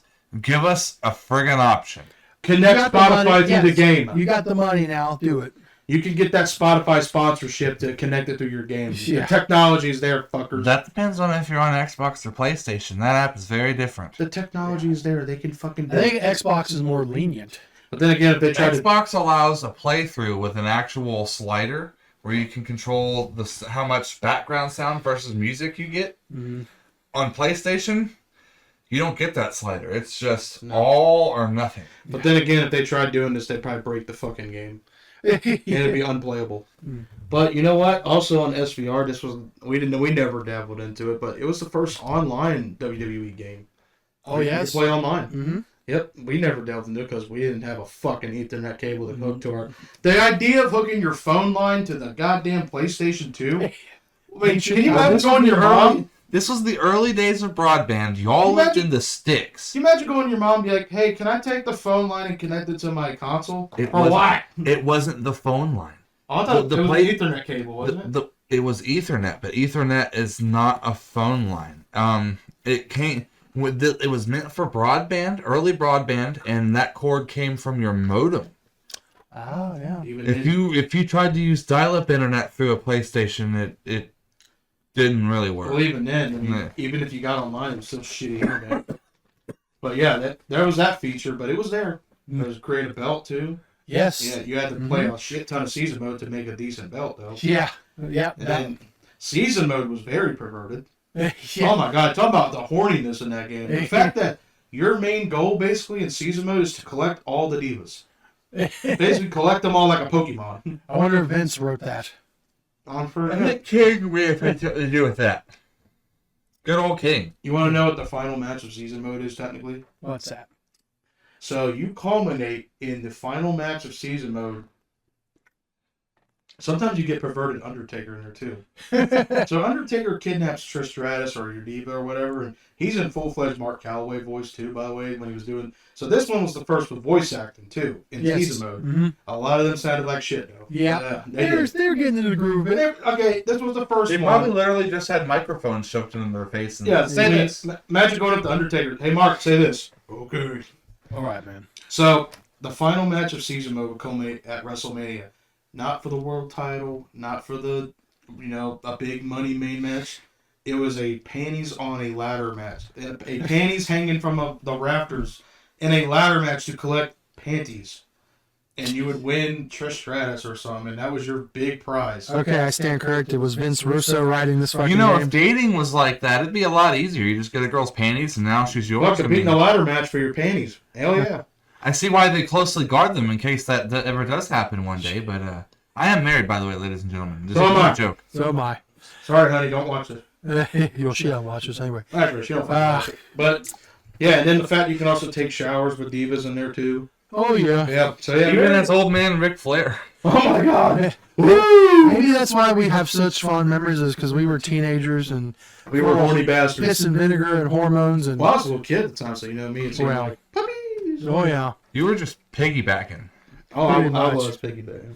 But yeah, that was very perverted, horny season mode and all that. Oh yeah. Great game though. I mean, the gameplay was slowed down. Like this was when they were Yes. starting to go into simulation style because at the beginning of every They match, definitely they took a very definitive step towards simulation and away from arcade with SmackDown right, versus and Raw. it still played like Here Comes the Pain. Like it still had the same engine, and But whatnot. very much slowed down. Because moves had weight and impact, and you stayed on the mat longer. Yeah, because in the other games previously, you could just fly around like piss and vinegar, Yeah, buddy. Even after a finisher, you stayed down for a maximum of like 10, 15 seconds. But they definitely slowed it down, and then by the time SVR 06 came out, it was definitely like in full force. Like That game. So the submission system in that game is actually kind of innovative in the fact that it's the first like mash button system in the series. Playing Shut Your Mouth this morning, I had several submissions with Chris Benoit where a lot of his ground moveset is arm related. I just got people to tap doing ground moves. that was when they didn't. And it have wasn't to- even like that much spam. Yeah, Wow. you didn't have to spam the button. You literally just put You it just in the hole and hope they tapped out. You applied the move and then eventually they tapped, yes. Nice. But Here Comes the Pain and Beyond. You had to mash the. We probably broke a lot of buttons on our controllers. And to this day, I think there's collusion to make us. Almost every game now has some sort of mash button system, and I think that's designed to make us go through controllers. I don't faster. need any more fucking blisters, y'all. Well, because it costs a fucking arm and a leg to buy a controller. Yeah, they're like $60 now. That's what I'm saying. I think it's collusion between the hardware manufacturers and the games industry to put push button mechanics in every game. Here's my solution. I ain't gonna fucking Now, play it. not push button like push A to do Oh, this. no, you had to slam buttons to achieve slam the this. fuck out of that button. So we got a conspiracy theory on hand. Well, I With can buy it. tinfoil hats on. I buy it. Makes sense from the. I mean, fucking Nintendo was doing it with their stick drift, I think, on the Joy-Cons for the Switch. We'll stick drift the balls. Correct me if I'm wrong. The Switch 2 still doesn't use Hall effect switch, which is sticks, which is the solution to stick drift problems. Is Hall effect. Yeah, I'm not familiar with that, so I'm not sure. So okay. Conventional controller, right? Physical stick with physical top runs inside the chamber, right? As it wears down, pieces shave off, fall into the controller. Oh, okay. There's where your problem starts. And that's where your problem starts. You start getting incorrect inputs from those shavings. Fuck. So, how do you fix this? Hall effect. There's no physical touching of the stick to the sides. It's all done through magnetism. Oh, fuck that. Seems like the perfect solution. Yeah, well, here's my solution. Stick drift my balls. Because I ain't fucking with that. I don't want to get more calluses on my goddamn hand. Now, minus the Switch, I personally have not had issues with stick drift. I have issues with D-pad death or button sticks, and I have a graveyard of Xbox controllers. Xbox One, Xbox Series generation, I have a graveyard of them. Why? Why do your controllers not work, Microsoft, after so long? Yeah, I mean, goddamn, you went from having the fucking Duke controllers, which is basically like a fucking... No, your controller's not working. And they actually reintroduced the Duke for the modern audience. You can actually have a Duke for your current setup. Oh, what the fuck? Oh, wow. Yeah, if anybody remembers the Duke, it was basically like a fucking anvil, and you pick it up and you can destroy an Indian village with that. Like it could be like Hiroshima on the motherfucker. It was like holding a circle with handholds. You basically had to be a fucking Eddie Hall strongman to play with the controller. It was think of a pregnant Nintendo 64 controller. Yeah, the buttons were all clunky and shit, so it sounded like this in the middle of the fucking night. You'd be like, what the fuck are you doing over there? You could bludgeon someone in the back of the head with one of those. Drop it on Indian Village, they'll be fucking nothing but land. And your usual top shoulder buttons were way off over here to the side and on the face of the controller, not up here like we're used to. I wonder why it didn't last long. Oh, well. It was actually due to the ergonomics of the controller. Well, that too, yeah. But yeah. I think the Japanese audience hated it. Yeah, so I mentioned earlier I loved SVR 06. The season mode was awesome. SVR 07 was... Teddy Long got run down. Yeah, we... I get that story like every friggin' time I play the damn game. Is that the same one where you fought over Candace Michelle's wand? No, that was the next game. Oh. 07. That's what I'm talking about, 07. Oh, I was talking about 06 when Teddy Long got run down. Oh, I thought we were talking about 07. Okay. Yeah, but yeah, Teddy so Long... I'm confused. I thought we were going from 1 to 06. No, we are. We're moving on to 7, but I wanted to throw that tidbit out that in 06. I'm a whole game behind, ladies and gentlemen. It's okay. We're professionals. We're professionals here, y'all. We are. Yeah, well, like 07 had that's the Candace Michelle one. That crazy. I mentioned that before. With Which, Vince as Perkins batshit bonkers as these stories are, they're appreciated that we have had them in the first place. Yeah, yes. They were it's basically all of the stuff that the writers were told, we can't do that. That's not realistic. No. Well, we'll put it in a game. Yeah, there you It go. also has the very eerie, cryptic foreshadowing in there from Undertaker. Oh, with When he Chris talked to Chris Benoit. Benoit, he goes, "Only you will be the one to blame when the inevitable happens to your family." Or something like that. Like, oh shit! Foreshadowing. What were you getting on there, Taker? And that was the first one. That was the first time that the game had jumped to the 360. It was. I remember. We didn't have it, No, we were poor. We had the PS2 version. which was in essence the downgraded. Now that was the one I perma rented, the 07 360 version. which the I never owned it. Which the 360 version looks superior, but it looks like polished up. More But the PS2 version, there was a point where the PS2 graphics were still solid until it got to a point where they just gave up. You were just losing features. They look like a blob of shit in the crowd Yeah. and all that. So then you go to 2008, which that was the first one we got for the next generation I consoles. believe so. That was also the introduction of ECW. featuring ECW. Yep. They introduced the hardcore. Very light featuring of ECW, but yes. It was like a hardcore mechanic, right? Basically, Yeah. yeah. They also introduced the architect mechanic The where you were a brawler or a technician. Oh, like a class system. that would limit your moveset heavily. We also entirely skipped over the heel face mechanic from the SmackDown vs. Raw games. Oh yeah, yeah. you could be a heel or you could be a baby. It was like a meter, and the more dirty stuff you did, it yeah, feels so and then you would charge up a super And move. you could be face, but some faces had heel moves, and it would actually take from your face meter Right. if you did them. And if you charge your heel meter up, you give them the most devastating move of all: the punch The to the low blow. punch to the balls. And then that was the only game that did that, wasn't it? No, it was SVR 1 and 06, I believe. Okay. They got rid of it in 07. So. Oh, okay. I know it didn't last long. Yeah, then when you were a babyface, you basically went Hulk Hogan mode. Pretty much. You were invincible, and your finishers did twice the amount of damage. Yeah. Yeah. So- Interesting mechanic.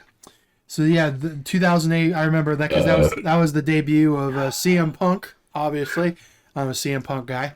Sandman. Sandman was Oh, in he the was game. full crackhead mode in that. Yep, Sabu. We got Tommy Dreamer. We also got Mr. Marcus Corvon. You're Shout out to going Marcus. down. Monty Brown. Elijah Burke? Yeah, buddy. Monty Brown. Yep. No, I know Marcus Corvon was Monty Brown. MVP. Oh yeah, family. Chris Benoit. Oh wait, never mind. Yeah, no. Never mind. He was omitted from He that was game. going to be in the game, but Was that Kurt Angle's last game or was that 07? No, 07. Okay. It was 07. I knew Yeah, it was because one. we got like the dark Kurt in 07. Perk Angle. Perk Angle. He was 95 overall. Yeah. Oh my God. The early shades of Perk Angle. But also Bald Vince as an unlockable character. Oh, God, Oh yeah. my God. Who else is in that? Kenny Dykstra. Oh, yeah. Kenny Dykstra. At that time, he was a potential laden, possible guy to come up the card. Now, I always thought he was bland as fuck. hindsight having the benefit of here, ladies and gentlemen, Kenny Dykstra managed to wrestle his way right on into a producer role. Yep. Oh, I thought he was. I mean, Notorious today. His biggest singles accomplishment was he was in like a feud with Ric Flair, right? Yeah, for a cup of coffee. Yes, And Shawn Michaels, didn't he? Well, I don't DX as a whole. Him and But the when he Spears was Squad. on his own, I think he had like a small program with Ric Flair. And that was it. Yeah. Yep. He did something on SmackDown as well. He had some stuff on SmackDown. Something like that. Yeah, he was on there for a cup of coffee. Yeah. Um, and JBL was on commentary in this game. Yeah. Yeah. It was also the Mago! It was also like the beginning of like every year they had like some sort of niche or selling point theme. Like that was the ECW, the hardcore stuff. The next year, 09 was all about tag teams. Yeah. Remember that? Tag team Yeah, the advertisement. Tag Team Revolution. And they also kind of doubled down that year and gave us an expansion to the Creation Suite, if I'm not mistaken. That, A little that was bit. the next year, I think. No, yeah, you're right. Yeah. 2010. Because 2010 was all about your creative superstar. Yeah, create your super. They even had the commercial where all the creative wrestlers Yep. hanging out in the kitchen. And all Yep. And then I don't remember a gimmick for 2011. that. Was it Road to WrestleMania? Well, that was the Road to big WrestleMania feature. was in 2009. 2011's gimmick was Cena on the cover. And the Miz, Or you got the alternative UK cover. which was far superior. Yes, it had like Orton, Undertaker, Bret Hart and Bret Hart. Bret Hart was in one. Of I the- wasn't aware of this. That Yeah, he sounds was in amazing. the special edition, I think. Yep. There was a alternate cover that featured Randy Orton. Orton was like the figurehead of the, or was he a part of the background? I think he was part of the background. I think. But it was a much better than Cena doing. Yeah, and then Big Show and the Miz. Yeah, One was Show going this way, and the other was the Miz. Going Miz's that way. only cover feature, I think. As far as I'm aware, yeah. Sorry, Miz. That one was interesting. Was that or was that 10 that had like the main menu was a wrestling ring training session? So they started with 2010. You were in the training facility, and then in 2011, you were in an empty arena. Yeah. Which I like that feature. That was actually taken from FIFA. So FIFA had that feature back then where you could play in an empty like soccer field. So that was borrowed from that. Nice. I'm heavily surprised you know about that. I am Kyle. too. I didn't think I he fucking know. knew what FIFA was. I give a fuck less about soccer. Or I mean, sports I games actually or know whatnot. of the feature, and it's not an EA developed product, so they must have just kind of copied EA's homework on that. Maybe. Yeah, I could give a fiddler's fuck about sports games and soccer games and whatnot, but the fact that they borrowed that was quite interesting. And I like that. It gives you like a practice mode of the Yeah. game and whatnot. And 2011 was the first time I remember in a while that we got some really cool unlockables. That was the first game that actually ever got DLC from. Yeah, Because I remember you could get Masked Punk when he had his straight edge mask. Ministry Taker. Minis- American I Badass played Taker. the shit out of that with Ministry Taker. You had Toto Americano.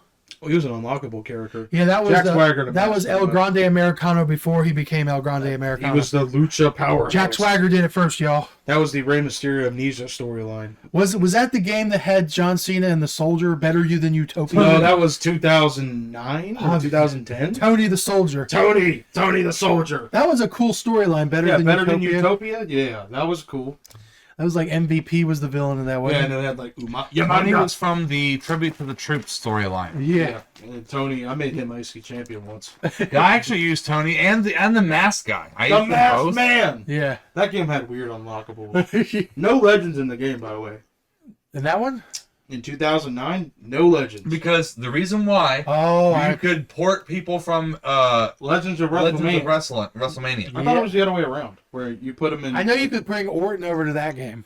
I remember that. So if you had a copy of S. I think it was there was Rock- a, I think a the Rock superstar had- from both. I think you could bring The Rock over to 09, couldn't you? I know you could bring the whole some of the roster in Legends of WrestleMania. And it went the other way too. Yeah, I could be wrong. I Which don't know. that was like a really arcadey game too. Yeah, I mean, a great nostalgia game for the old school fans, but But it actually did give us the first attempt at what later became showcase mode.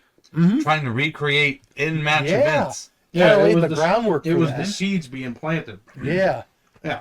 Which, oh boy. Or, I believe the mode was first called WWE 24/7 mode. Let's go That there. was the season mode in 2008.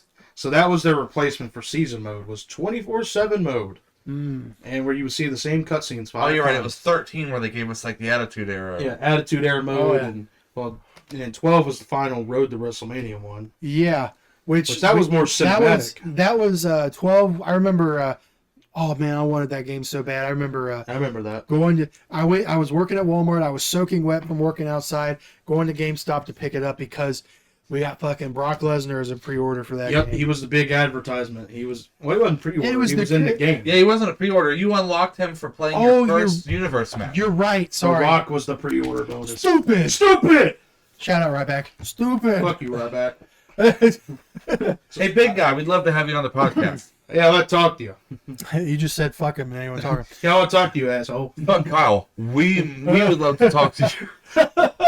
I can eat more than you piece of But shit. wasn't 12 the story in that game wasn't that when Nash took over with WCW? So that was the final storyline of the game. Yes, there were Jacob several Cass. Road to Jacob WrestleMania. Cass, voiced by Austin Aries. Jacob I didn't know Austin Aries did Austin that. Aries did his voice, yep. Wow, I didn't Austin, fucking you didn't know that? No, Oh, I yeah, did he not. voiced Jacob Cass. I mean, I didn't either. So but- technically he was in Wasn't that the game too with the United Kingdom? Yeah, where Sheamus won all the belts. And then him and Regal and Regal! and Barrett were all. Oh, okay. Since we're talking about video games, we've referenced this before. You guys tell the story why we yell Regal's name. Well, you're going to have to set it up because all I did was yelling. All right. Okay, so I don't remember which. It might have been 2011. It was definitely one of the SmackDown versus Raw games. But we were playing multiplayer once. This was back when we would play the shit out of it. Like we had like 3 or 4 controllers, and we were doing like a 6-man like Hell in a Cell match or something, I think. And I was somebody. I don't know who the fuck I was. This guy was William Regal. And I kept fucking with him in that match. I kept throwing shit at him. I kept like hitting moves on him. And for some reason, Regal didn't want to do anything in that match. And he was getting legitimately pissed. So we were like 20 minutes into this match, and it was like, he was trying to make a pinfall, and I kept breaking it up, fucking with him and all that. And he got so mad. At this point, I've never heard this guy yell. And I'm sitting next to him on Aaron's couch downstairs, and all of a sudden I'm fucking with him. And what did you say? I'll try to reproduce it, but I'm not angry. But let's see if I can do it. Yeah, so Close enough. yeah, Regal. He was so pissed. Oh my god, we just paused the game for like 5 minutes Yeah. laughing. Oh my god. So yeah, He didn't win. He didn't win. No. that's where the Regal thing comes from. That was a running joke. So yeah, Those were fun. We would do you remember we would do like an hour-long Iron Man matches? oh my god. 2 out of 3 falls. We'd do Remember the fucking weird- Yokozuna challenge? Oh man, Where fuck he would yeah. play as I Yokozuna. still have fond memories of the Yokozuna challenge. So it was 2K14, I think. Yep. He would be Yokozuna, and he would beat everyone's ass. You couldn't To this fucking. day, I'm undefeated. You want to fight him in the game? Go ahead. It was a fucking hard. You couldn't crack that dude. I tried to whoop his ass, but he knew everything I was doing. Yeah. Fuck the Yokozuna. Yeah, fuck that. Shit, I remember one time when I don't know what the hell happened to me that night. We were all playing one of the games, and somebody pissed me off so bad. I went in silent mode, and it was a ladder match, and I won that motherfucker without saying a word. Everyone was looking at me going, "What the the?" angry, quiet guy. I was sitting there like, and I won, yeah. and everyone's like, Well, "What it the didn't help that a lot of times that me, Gilbo, and you would gang up on Kyle. Yeah, they'd beat the shit out of me for no reason. I'd pick a character, and they'd come whip my ass and all that. Yeah. And I'm like, "You motherfucker!" I wasn't saying that, but I was like, "Eh." Oh man. Are we talking physically whipping your ass or on the Okay, game? well, Gilbo did give me some chops. So, yeah. Kevin would give him the Woo! Yeah. But I was just thinking, I was like, I don't remember ever Oh, yeah, doing you anything gang up more on me than in the chops. I maybe hold your arms while I He may gave you have got me and wrestled me into the ground and probably whipped my ass a couple times, but Don't hold us to that one. it wouldn't happen this time. But yeah, 2K12 was Gilbo, great. if you're listening, I'd love to see you wrestle Kyle. I think you'd beat him. Yeah, we're gonna have to set that You up. want to shoot? You want to shoot? Get us to 1 million followers and we'll set up a match. We'll build a fucking We'll ring. go right out here in this backyard right here. Million followers, Gilbo, get over here next podcast. We'll go out right here in this backyard right here. We'll have a damn. We'll make Rated R Wrestling a promotion. Well, you know it's funny. We never touched upon this. The origin of the name was Yeah. originally Rated R Wrestling was supposed to be our take at a launch of an actual indie wrestling company. Oh Oh yeah. yeah, that's where the That name never comes got started. No, but the idea of all that shit was floating around from. big time. We're gonna do Walmart brawls and whatnot. Well, our staple match was the trailer match. And the dirt match. Yeah. Yeah. yeah, The trailer match. Oh man. And to this day, I almost don't want to let the lid off this idea because no one's ever done it. You're right. Fuck you guys. Fuck you guys If you for want to wanting know to. what the trailer match is, ask me in the comments. Yes. Fucking get us to 1 Get million. interactivity with the show. That'll get you the trailer match. get us to some followers and we'll make it a real thing. You comment your name down. We'll private message you what the This concept. match has never happened in wrestling, and if it ever does, I'll know you stole it from me. Yeah. Because We'll be- I came we'll up be with this, better- and Yeah. no one has come This up was with this his idea. brainchild right here. We'll be better than GTS Wrestling. We'll be better than Deadlock. We'll beat them all. We will come invade. CZW would eat your heart out for this Now match. CZW would kill us. Well, They would love this match. They've never done this concept. So we This is the hardcore match that no one's ever thought of, ladies and gentlemen. No. Don't listen to us, John Zandig. Jesus. Jesus! he'll mother effing bomb you. Oh yeah. Oh my god. Oh shit. Oh. But Yeah. But yeah. So, What, yeah. what the fuck were we talking about now? I guess talking about the games. I guess. Yeah. shit. Well, we were talking about 12. Oh yeah, the United Kingdom. Yeah, storyline. that was cool. And then I'll say that I had a lot of fondness for what I thought at the time was my favorite game was WWE 13 at the time. We have a lot of memories hooking up a TV in his room, him playing his game on his TV and me playing the same game on the smaller TV, and we just had so much I had so much The fun. Attitude Era mode. No, actually, we did do that, but we also flipped that scenario. The night WWE 2K13 came out was also the night Skyrim came out. Oh, And you're we right. got both games. And I Yes. remember I stayed at your house, and then we had a bunch of pops and snacks, and we just played video games. Yes. The good You old went to days. bed at like sunrise, and no, I no. finally just went home. Well, that's what happened. We literally played till like 7 in the morning, and he was supposed to stay over. And at the point it was already daylight out, he goes, "I think I'm just gonna go home." The good old days before responsibilities and all that. Yeah. The good old days. Yeah, they're bringing midnight releases back. Did you Are hear they that? bringing them back? It was for Black Ops 7. Yeah, they only do it for very select things. Yeah, so what a waste of a game. Wow, what a way to come back, win that release. Well, for yeah. that matter, all the GameStops we went to were mostly closed now. Okay, sorry. Before I forget, okay, so we're talking about midnight releases. You don't know, I don't think, were you there? No, you weren't. This was me and our buddy Kevin, our buddy Gilbo. We went to the midnight release for 2K14, okay? The same night they were releasing one of the Assassin's Creed games. All right, so we're outside in line waiting I for think this. I was there too. You We might were at the mall. No, we were on the big one on Mall Road, not in the mall. I remember being there for Skyrim in 13. No, we were at the big one for Skyrim. For one of the wrestling games, we were at the mall. But so we were in line for 2K14, okay, and they were releasing this Assassin's Creed. I don't remember which Was it one. Black Flag? It was 3. No, Black Flag came out that year, I think. No, yeah, it might have been Black Flag if I'm thinking about it, because it was the same. Because Let us know. 14 came out in 2013. That's when Black Flag came out. Let us know. But anyway, you birds. So we're in line, right? And the GameStop employee comes out and he goes, "Who's all here for Assassin's Creed?" And everybody's like raising their hand. I raised my hand because I got that game too that night. And they go, "Who's here for WWE 2K14?" And I literally, me and Kevin were the only two with our hands up. And I heard some people going.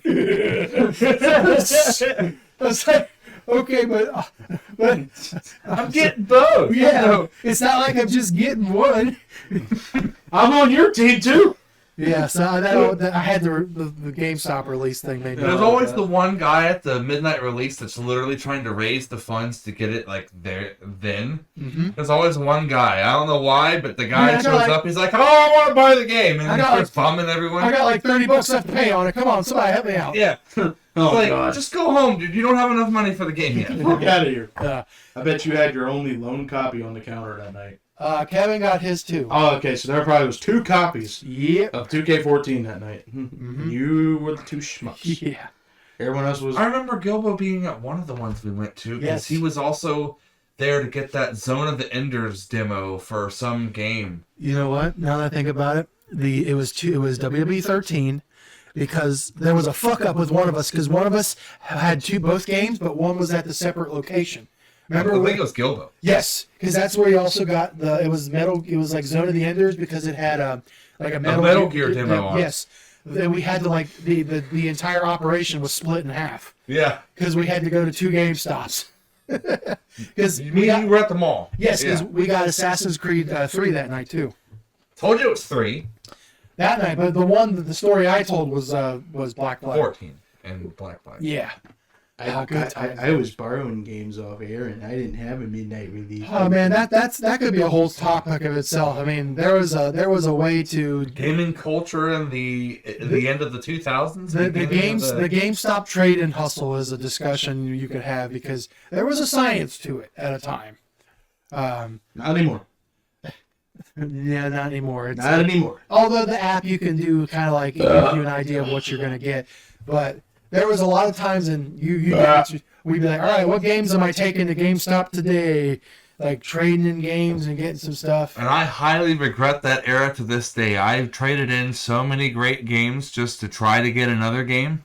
It was just an addiction that kept compounding on itself. Ladies and gentlemen. Well, the worst thing was if you traded your good games in, and then the game And you got a game that you thought was good. it sucked. Yeah. I did that with 2K20. Yeah, oh God, That was the only wrestling game I got a collector's edition for. and it bit you on the ass. Oh my God, I got a cool autograph Rey Mysterio thing. Talk but- about a dumpster fire. Oh my God, 2K20. I'm glad I skipped And I thought 2K15 was bad. Oh, we'll get to that too. Oh God. So yeah, we'll go ahead. Let's go ahead. Let's talk about some of the shit ones. Yeah, we've been talking. We've been sucking the dicks a lot of these games. So We let's come talk off about, the golden era. 2K14 was amazing, top to bottom. And we were eating good. yeah. And then all of a sudden, 2K15 is the next generation one We're coming like, out. Oh, we're gonna tickle your taint with how good the graphics look. They still look good to this day, but my God. How is it that the old gen version was better? Yeah, even with the bug-eyed character models and all Yeah. that. Good. I'm still bewildered at what they sacrificed to do. I'm not exactly sure what. So they with cut that out a lot game. of match types. Oh yeah, They bare cut out bones. Inferno match. They cut out I Quit matches. They cut out a lot of features. It's still in the last gen versions, But not in the next. basically the But last what did they cut all of that for? Career mode, the graphics upgrade, and the soundtrack. fuck the soundtrack. We've always had soundtracks, though. But he didn't like this particular. I sound. hate that goddamn soundtrack. Well, to be fair, There was I think one after decent- 13, I stopped paying attention. Well, to. 13 and 14 didn't really have soundtracks. Neither did 12. That was when they're like, we'll use the wrestlers' themes From, as the from soundtrack. 11 to 14, they had Great no- soundtracks, though. Yeah, I mean, you had wrestler songs, but Yeah, and I have a set. We'll cover that wrestling the game's soundtracks, which were very nostalgic. there's your fart for you right there. That's 2K15 right there. Yeah, the graphics couldn't save the lack of shit. Even in the game. ring shrunk in that game. Well, the ring looked like a fucking They wanted to indie go ring. for more of a realistic ring it size. felt That like didn't it- bother me as much. No, but it felt like you were playing in fucking quicksand in that game. But at least that game was playable. Actually, 2K15 was broken too, but not as broken as 2K20. No, But 2K there was for some reason on multi-man matches the game decides to take a shit. All of a sudden you're going through the ropes, weapons are flying everywhere, and it's almost like they player tested 1v1 matches, and they're like, okay, we don't have to test the other ones out. You can't even do a triple threat match in that game. No. Fuck no, you cannot. There's some definitely, and then the worst thing is when the game would corrupt and your whole season or your universe mode was just You gone. couldn't create an arena. You had to use the arenas in the game. Which universe mode, we never touched upon that. That came out in 11, didn't it? 11 was the first one to have universe mode. Which is Basically basically my sandbox GM. mode. Sandbox. It was taking My like, GM put in a sandbox and taken off the rails, and there's no win requirement. Yeah. which They from quit that doing point it became my primary feature of the game that I play. Right. I mean, you play like season mode and whatnot, or Road to WrestleMania, and then once you're done getting the characters and whatnot, Yeah. you play universe mode. I mean, I remember. Do you remember when we would? I forgot which one game it was, but where you, me, and Greg shared a game, and we were each a general manager of a brand, and we kind of we were playing one single GM mode, where I think it was 08 where they had ECW. One of us was the ECW GM, Raw, SmackDown GM. Yes. Yeah, and that was cool. I remember we had notes too. Yes, you Yeah, can. you had to write notes. Paper. Pen and paper. We had notes too, keeping track of trades and. Yeah, because we didn't have the fucking internet. No. I mean, we had internet, but we didn't have it on our That's consoles. that's how we I believe those papers also had the rosters on them. Yes, because we wanted to really take our role seriously as the GM, which was good times. And they cut out general manager mode in 2009. To and this it was a day, lot of I fun. still sometimes need some pen and paper with universe mode. True, yeah. I Especially how bloated the rest of the roster size is. I use this. I use my head. Yeah. Well, they do a lot more statistic tracking now than they ever did. Yeah, but universe mode needs a complete rehaul though.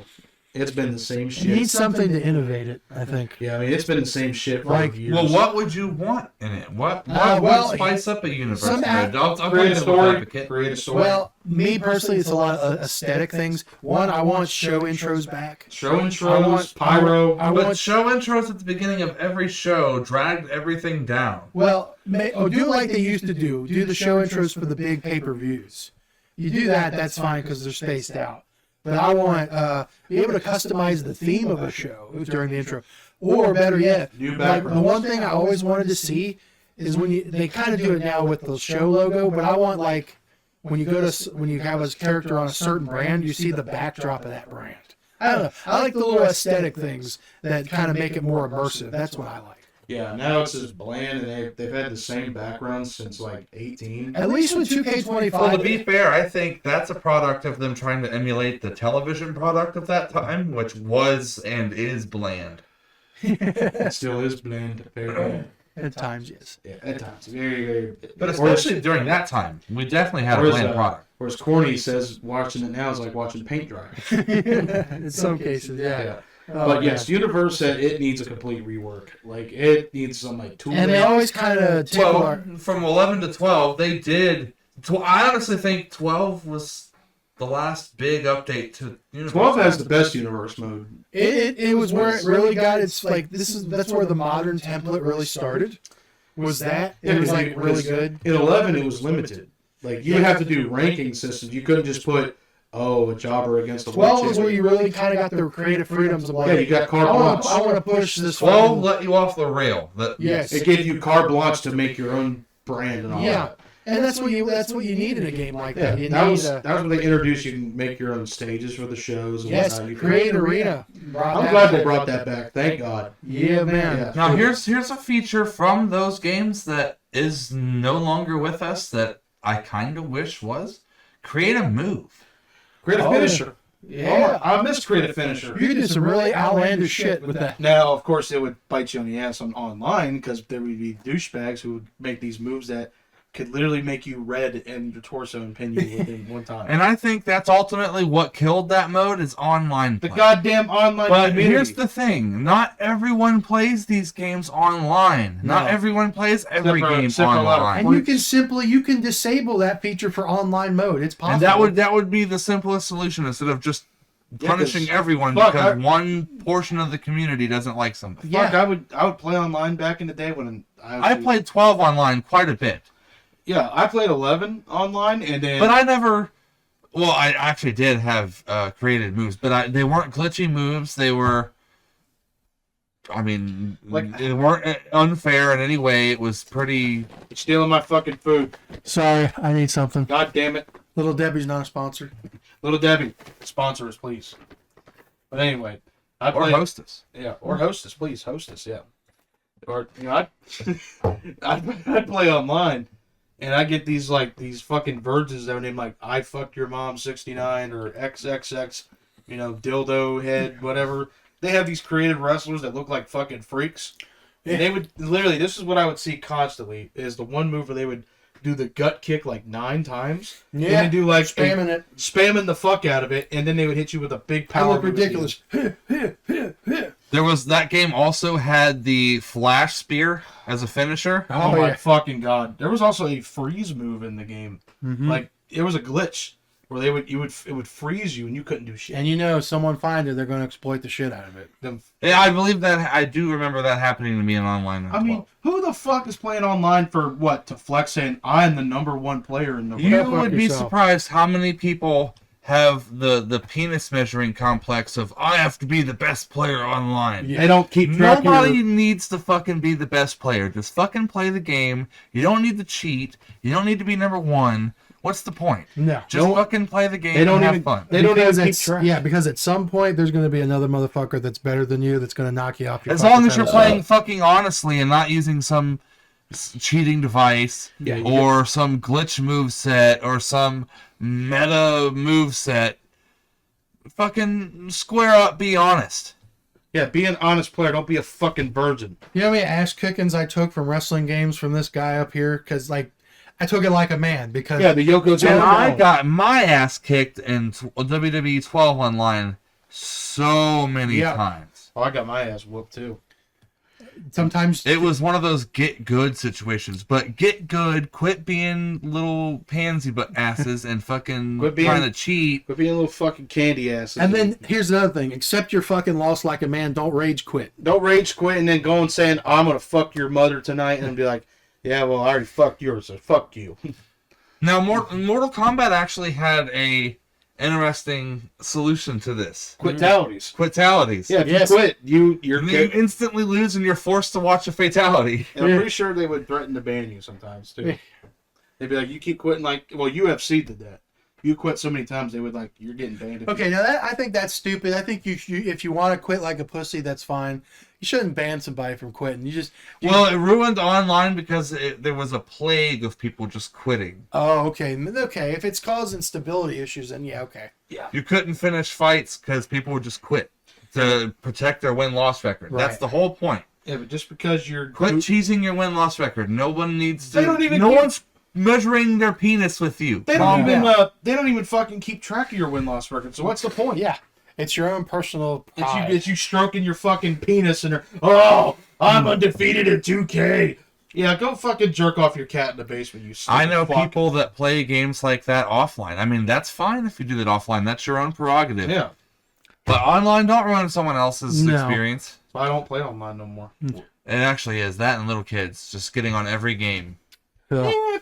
Even when it's way above their rating. Parents, can we do better on letting kids be online? Fuck your mother. Let them play offline if that's what you want them to do, but they don't need to be online with other people. It's like, dude, your balls hadn't dropped. No one wants. We're not your babysitters. No. Put your kids offline or something else. We're not online with us. No. And you know what? It's all fair, open season. If I get on there and call your kid anything. Oh, if I make your kid so mad he starts cussing and doing this and that, I want you to get on that microphone because I'm going to lecture you too. Or if I call your kid a fucking cum guzzling crotch goblin, your kid gets all pissed off. I might return to online gaming just to troll little kids. So please, you know what? Put your little kids on there. I want to make them cry. I take pleasure in planting the seeds for a potential rated not R. physically, by the way. No, we're not pedophiles. A potential rated R wrestling new series, maybe potentially fucking with kids, maybe. I take rated R rage. There you go. I take great pleasure. Hey, you get to experience the shows with us. You also get to experience the brainstorming, the impromptu brainstorming. That's right. You're in it. You're just as part of us as we are you. You're in it now, pal. That's where we are here. So I take great pleasure in making little kids cry because I fucking. You got any ideas for that? Leave them in the comments too. Let us know too. Also, if you have if you have children that want to troll us, I fucking hate your children. I will eat your unborn child. Back to wrestling video games. So Let's talk about headaches. We mentioned this a few times. 2K20. Now you missed that boat. I purposely omitted myself from that vote. You are And one- 21. You are just, one just lucky to give fuck. them Well, absolute there was no ignorance. 2K21. Oh, you're right. 2K20 was so shit that They skipped a year. They skipped 21. I mean, I'm mistaken. The fucking fact that I got a collector's edition for this piece of the shit. one time you did. Yeah, I could have gotten it for the other games, but no, I'm like, you know what? This year I'm gonna get it. And I take it home, the game won't even fucking work. Yeah, the game won't even let you play. The The funny fucking thing hairpiece is- would fall off and all that. I got my Switch, and I actually considered buying that game until I saw the reviews and the absolute horror that game produces. And I I mean, was like, oh on the my regular god. consoles, they were terrible. I couldn't imagine it on the Switch. Switch was even worse. Does anybody remember the 2020 glitch where if you didn't set your console to 2020, the game would not work? The game would simply not fucking play. Who Like, was fucking high doing that? Take-Two? They didn't. Ain't that where they switched developers because it was from, Well, to be fair, I from mean, Ukes to what? Take-Two or the 360 used to have a deal where if you unplugged it, it would default to the launch date of the 360. Of 05, right? Yes. that's Yeah. crazy. And so if you were playing offline and your console still had that default date, that would be a great example of you being... Yeah. Oh yeah. But yeah, that game. God damn, that game sucks. They tickled my taint with the Fiend because he's a pre-order bonus. Then they decided to do the freaky deaky shit, making wrestlers monsters. That's the one thing. I like my DLCs to be wrestlers that I can play, not fucking reskins of wrestlers as like a futuristic creature or a Zombie monster. Sami Zayn. Even as cool as some of those alterations were, leave those as unlockables in the game. Or a separate pack, separate from DLC for the Yeah. people who want wrestlers. Absolutely. The only reason the Fiend worked because he was actually a fucking character that was on TV. That's the only reason I I thought. mean, who the fuck was going to play with Frankenstein Braun Strowman? Yeah, For that matter, 2K, the celebrity can we get like one pack with those guys separately because we don't want them in the season The passes. fact that I have we to want buy wrestlers in the season pass. yeah. Put all of them in. Put KSI and all of them in a pack so I can not buy it. the fact that I have to buy. Or so all the little kids can buy it and your real fans get what they actually Yeah, want. we can tell you to go fuck yourself You on that did great DLC. this year by putting in Abyss. What a hell of a. Yeah, but he's in the DLC pack with the shitty celebrities. We also get Shaq, some basketball players. Something Jay Brones. We know remember, you're a 2K. You don't have to suck our dick. remember Pat McAfee and Pals pack Oh, from last Jesus. year? You know, God, being a fan of the Pat McAfee show, that one was okay, but I understand why people were very upset about that one. If you don't watch the Pat McAfee show, who the fuck are Yeah, these guys? I only play- completely get that. I only Well, play I as actually Pat. made some of those guys work. Like how Yeah. they made Pat McAfee part of the show. Yeah. I kind of had Yeah, like it's a Job whole Pat Squad. McAfee faction Yeah. in universe mode. well, I make him the Job Squad. Along with Logan What are they Paul. called? The Toxic Table? I don't know what the. Well, fuck, man. the two of them are the toxic table. Yeah, those are like his two friends. But I only play with Pat with that pack. So Why would you include Abyss in a pack with shitbag celebrities I give a fuck less about? So that it'll sell, so Yeah. that way they I mean, can't you point put- to any one You pack put and Abyss go. in the goddamn game. and here's you the put it thing: in- what they should do, they should make individuals like purchasable. Yeah, I you should think. make individual. They're like not Mortal going to Kombat do that does. because that's more money. Well, Mortal Kombat does. Unless they mark up the individuals, then they can make a lot more money. In But Mortal Kombat, if you want a character, you can buy them separately. It's like $10, but Or wait for the pack to come out, the combat pack. the Combat Pack expansion. Sure. Yeah, they did have a Speaking decent. of Mortal Kombat, NetherRealm Studios dropping support for Mortal Kombat 1 this soon is a big disappointment. Big disappointment. Well, we will get to that because a little bit of a fourth wall break here. Just for your exclusive, there has been discussions of a potential future Outside the Ring episode dedicated to Mortal Kombat. I will definitely be if on you this like one. Mortal Kombat, stay tuned. Eventually down the road here, you will get that. And But, well, I'm assuming we're going to have a couple wrestling episodes in the can for probably sure. before this happens. Yes. oh yeah, For our we wrestling will. fans, stay tuned. We haven't forgot about you. No, But we just are- planting the seeds out there for our non-wrestling. That's right. content Gives on you here. warms your willy or whatever the fuck. Warms your wet one? Your wet moist one? My wife hates the word moist. If you hate the word moist, type I hate it in the comments. Moist. I love moist things. I love So, things. yeah. Close. So, I mean, once they bounce back from 2K20, it's been pretty decent. It's been up and down. The only complaint that I'll have about the new game series is the restrictiveness of showcase mode. I want showcase mode gone. Just because I'm over it. And because there's certain characters I want and they make me grind, which I know that's done on purpose. Well, I don't even mind that. I don't mind unlocking a character from an in-game mode. What I don't like is having to pay attention to some drip feed of fucking locker codes to unlock content that's my otherwise. faction. Yeah, fucking get rid of my faction too while you're at it. Well, that'll never happen because that's a money-making No, mode. unfortunately not. But can we get rid of exclusive characters from my faction? Yes, please. If you're gonna put it to the game, make it to where they can be used in all modes, please. Yes. There's no sense in it. You're restricting it on purpose. All you people buying those my faction cards, stop fucking buying them. That's not gonna happen. And I'm imploring 2K to just allow us to be able to use the content across all modes instead of purposely restricting it to my faction so you'll play that mode. Yeah, they got too greedy, watched Madden with their Ultimate Team bullshit, and they're like, oh, this is how we can make some more revenue.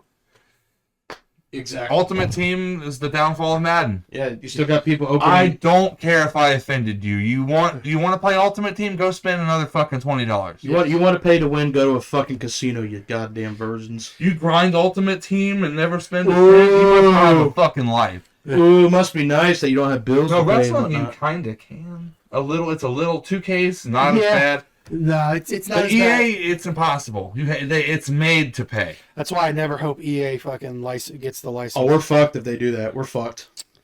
That'd be sucky.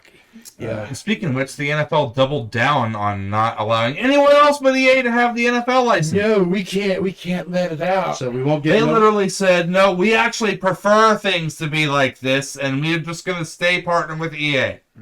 Fuck that.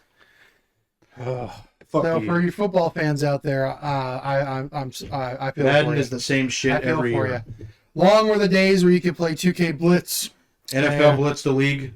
Blitz the League. There Midway you go. made that. Midway did. Another game, not a wrestling game, but Whoever owns the rights to the Blitz the League series, Well, you should give us something. Whoever Well, owns that. Well, Midway did. Then they went bankrupt. Well, that's what I'm saying. Someone bought it when everything. someone went to has the sale. rights to that IP. What the fuck are you doing with it? Bring it back, please. Please. Remaster, whatever you got to do. That's the Is that- greatest. They literally already have a backstory set for you. The league, the game had 2 entries where they set the backstory to the league.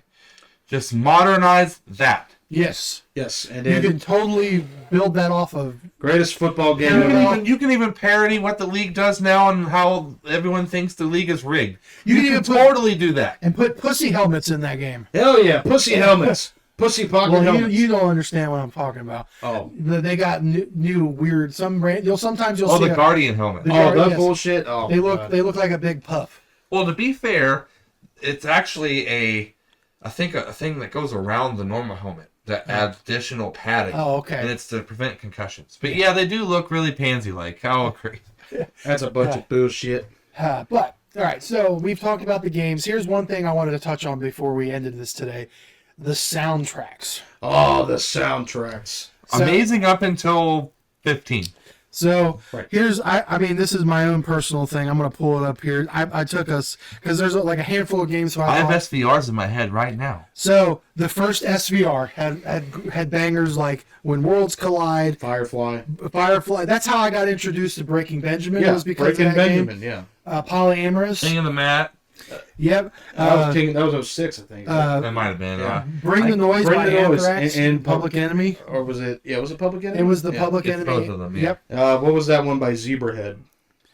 Oh, that was a good one. too. Shatter? It might have been. That was good. And then, fuck, what else was it? Power. There was like Power Man there was like 5000. 5. Power Man 5000 songs. I think on there. Zebrahead had a couple songs.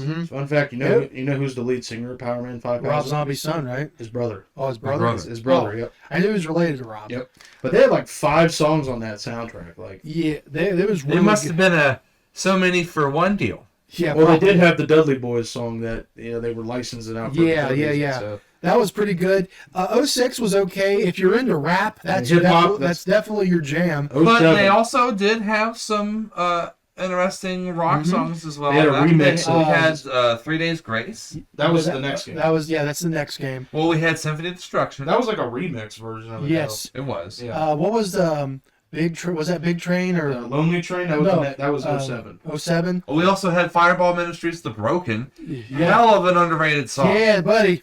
Yeah. Oh yeah. But how many people discovered Breaking Benjamin, 3 Days Grace, and all these other Well, things because of these games? 3 Days Grace was in 07, which is the next Breaking one. Benjamin for me, I discovered. Oh yeah, That's a where lot of people discovered Breaking Benjamin. Polyamorous is one of my favorite songs. Non-point I discovered through these games. Yes, non-point. Mm-hmm. Yeah.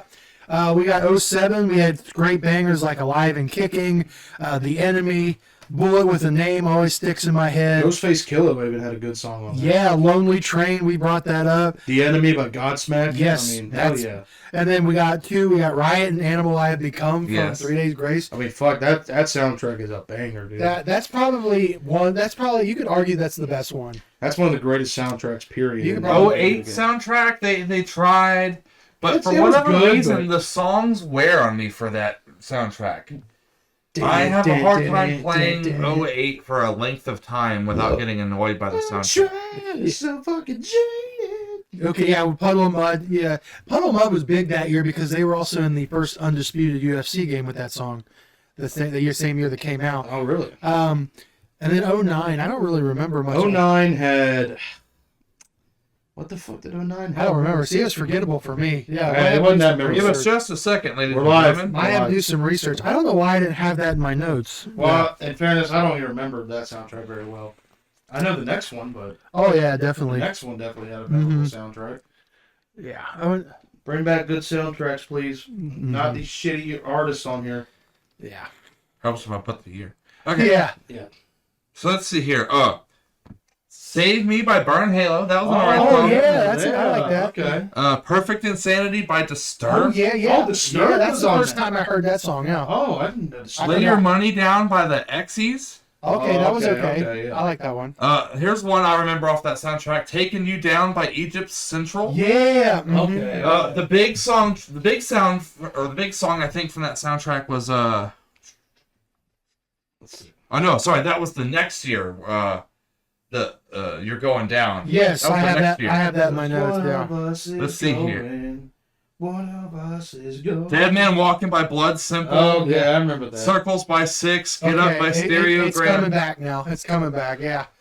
Yeah. Okay. So that wasn't too bad. Right. Yeah. SVR 10 is they I bumped it love up. this one. We got a double feature by Skillet. We had Hero and Monster. Yes.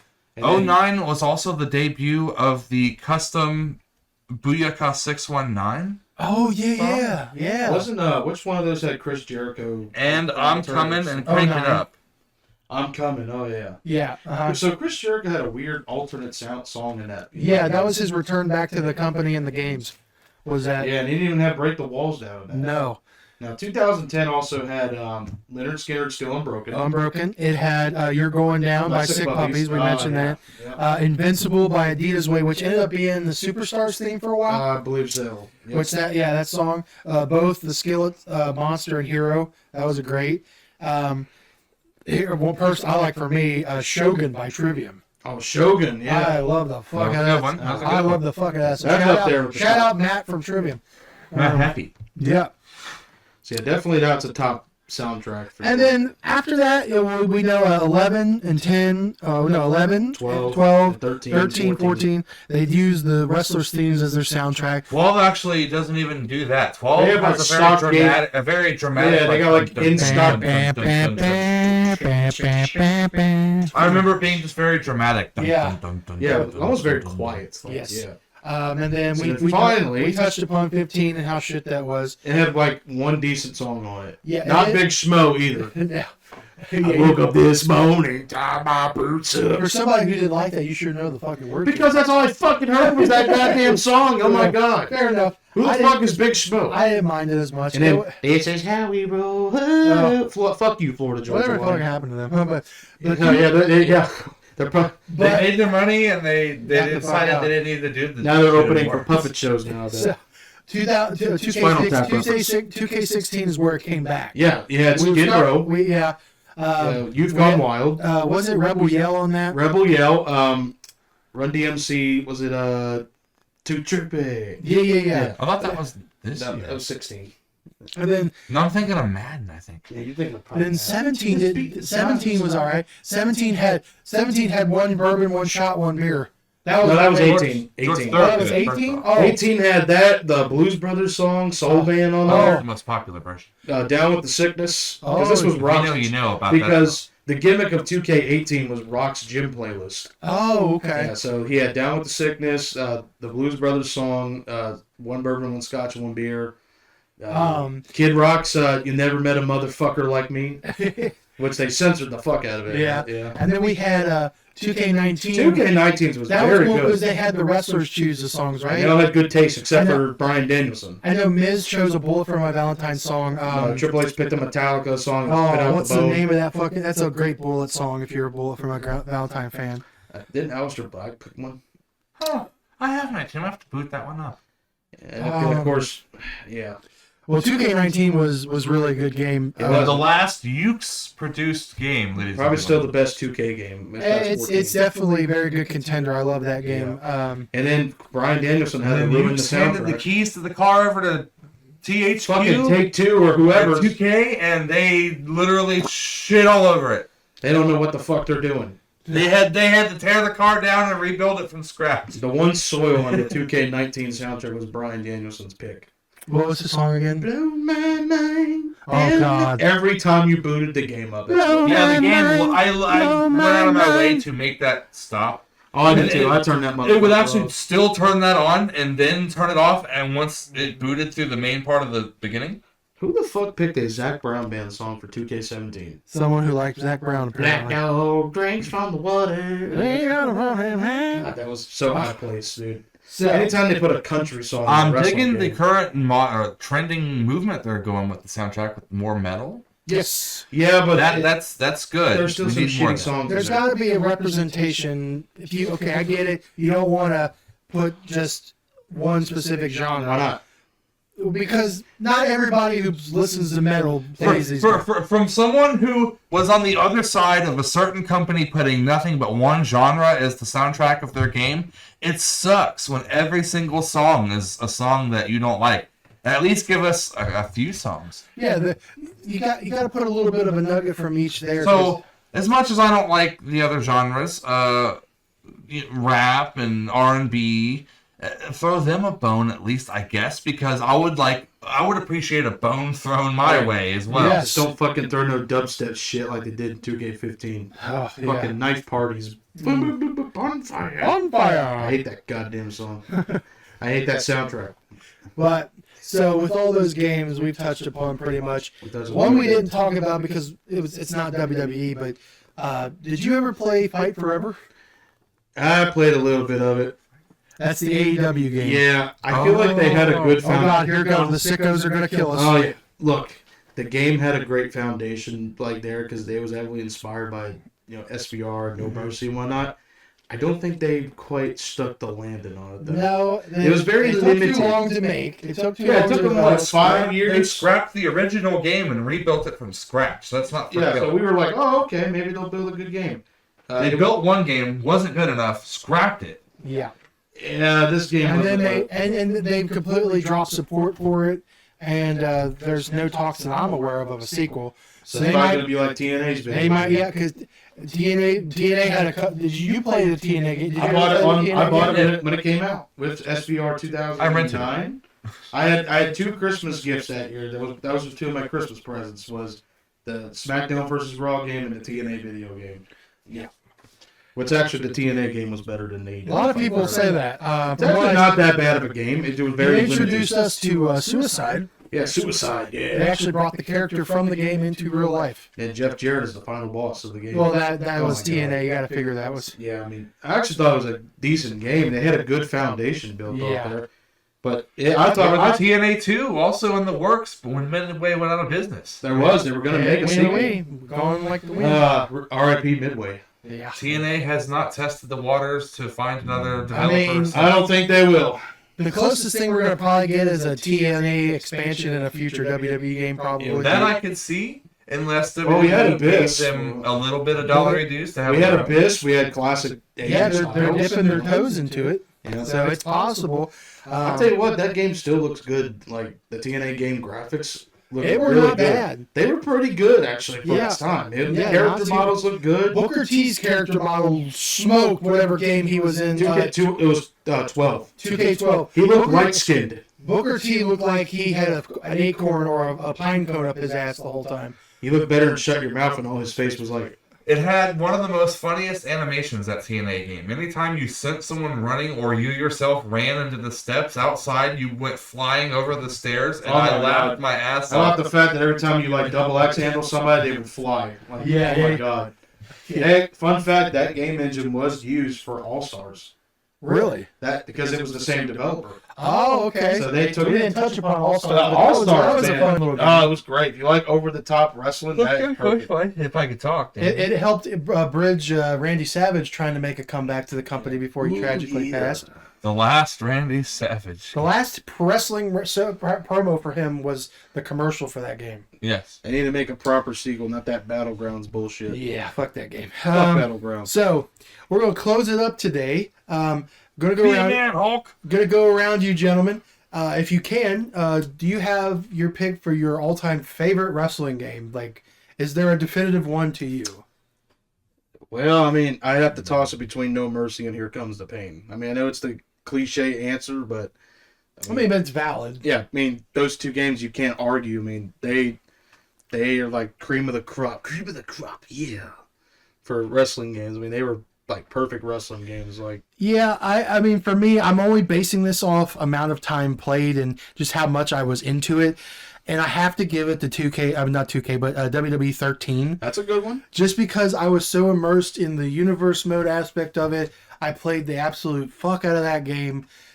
Just whenever I think of nostalgia for like the old days on the 360, that game always brings the best memories. So just because of that, I mean, I could put another one in there, but I'm going to just go with 13 on this one. Yeah, 13. I have, he came up with two. I'm going to give you three. 3. Okay, so we're going to go with No Mercy as the best older time game. I'm going to go with WWE 12 as far as the most, Interesting. the game I put the most time into. Mm-hmm. But as far as probably the game I had the most fun in, especially single player, there you go. He shout out Backstage Assault. Dude. yeah. I'm gonna say probably SVR 07 or 11. Those are good choices. Yeah. Both I enjoyed both of those games highly. Yes. Yeah, those are great games. Yeah. Good picks. And If anybody says fucking Backstage Assault or 2K20, you deserve a fuck shot. out of here. But yes, if you Or please defend that opinion in the Please comments. tell me why the fuck you love those games. I'll listen to you. ECW Anarchy Rules? No. Or Backyard Wrestling. we Backyard never Wrestling- even touched those. Backyard Wrestling 1 and 2. Yeah, Oh my god. those are crazy games, and there's a lot of ICP loves those. whoop whoop. Yeah, a lot Whoop, of whoop. great. But Show yeah. me your butthole. yeah, and bring the Fago. All right, guys. So we're gonna wrap it up here today. Fago doesn't even pay them anything for those. Right. What the fuck? Where's the Let us know sponsorship? in the comments what your favorite wrestling game is. Let us know what your least favorite wrestling game is. And then anything you want about your favorite memory of playing wrestling games, and get the Or your least favorite memory. yeah, absolutely. That's Put right. that too, and just put in the comments, and we'll see what happens. But thanks, guys, for joining us for episode 7 of the Rated R Wrestling Podcast. I'm Aaron, aka Stud Muffin Supreme. And I'm the fat fuck Kyle who's gonna keep eating my fucking donuts here. And I'm Michael the Motherfucker, and this has been the Rated Rated R R Wrestling Wrestling Podcast. Podcast. Thanks for fucking watching. Thanks for fucking watching. Leave me the fuck alone.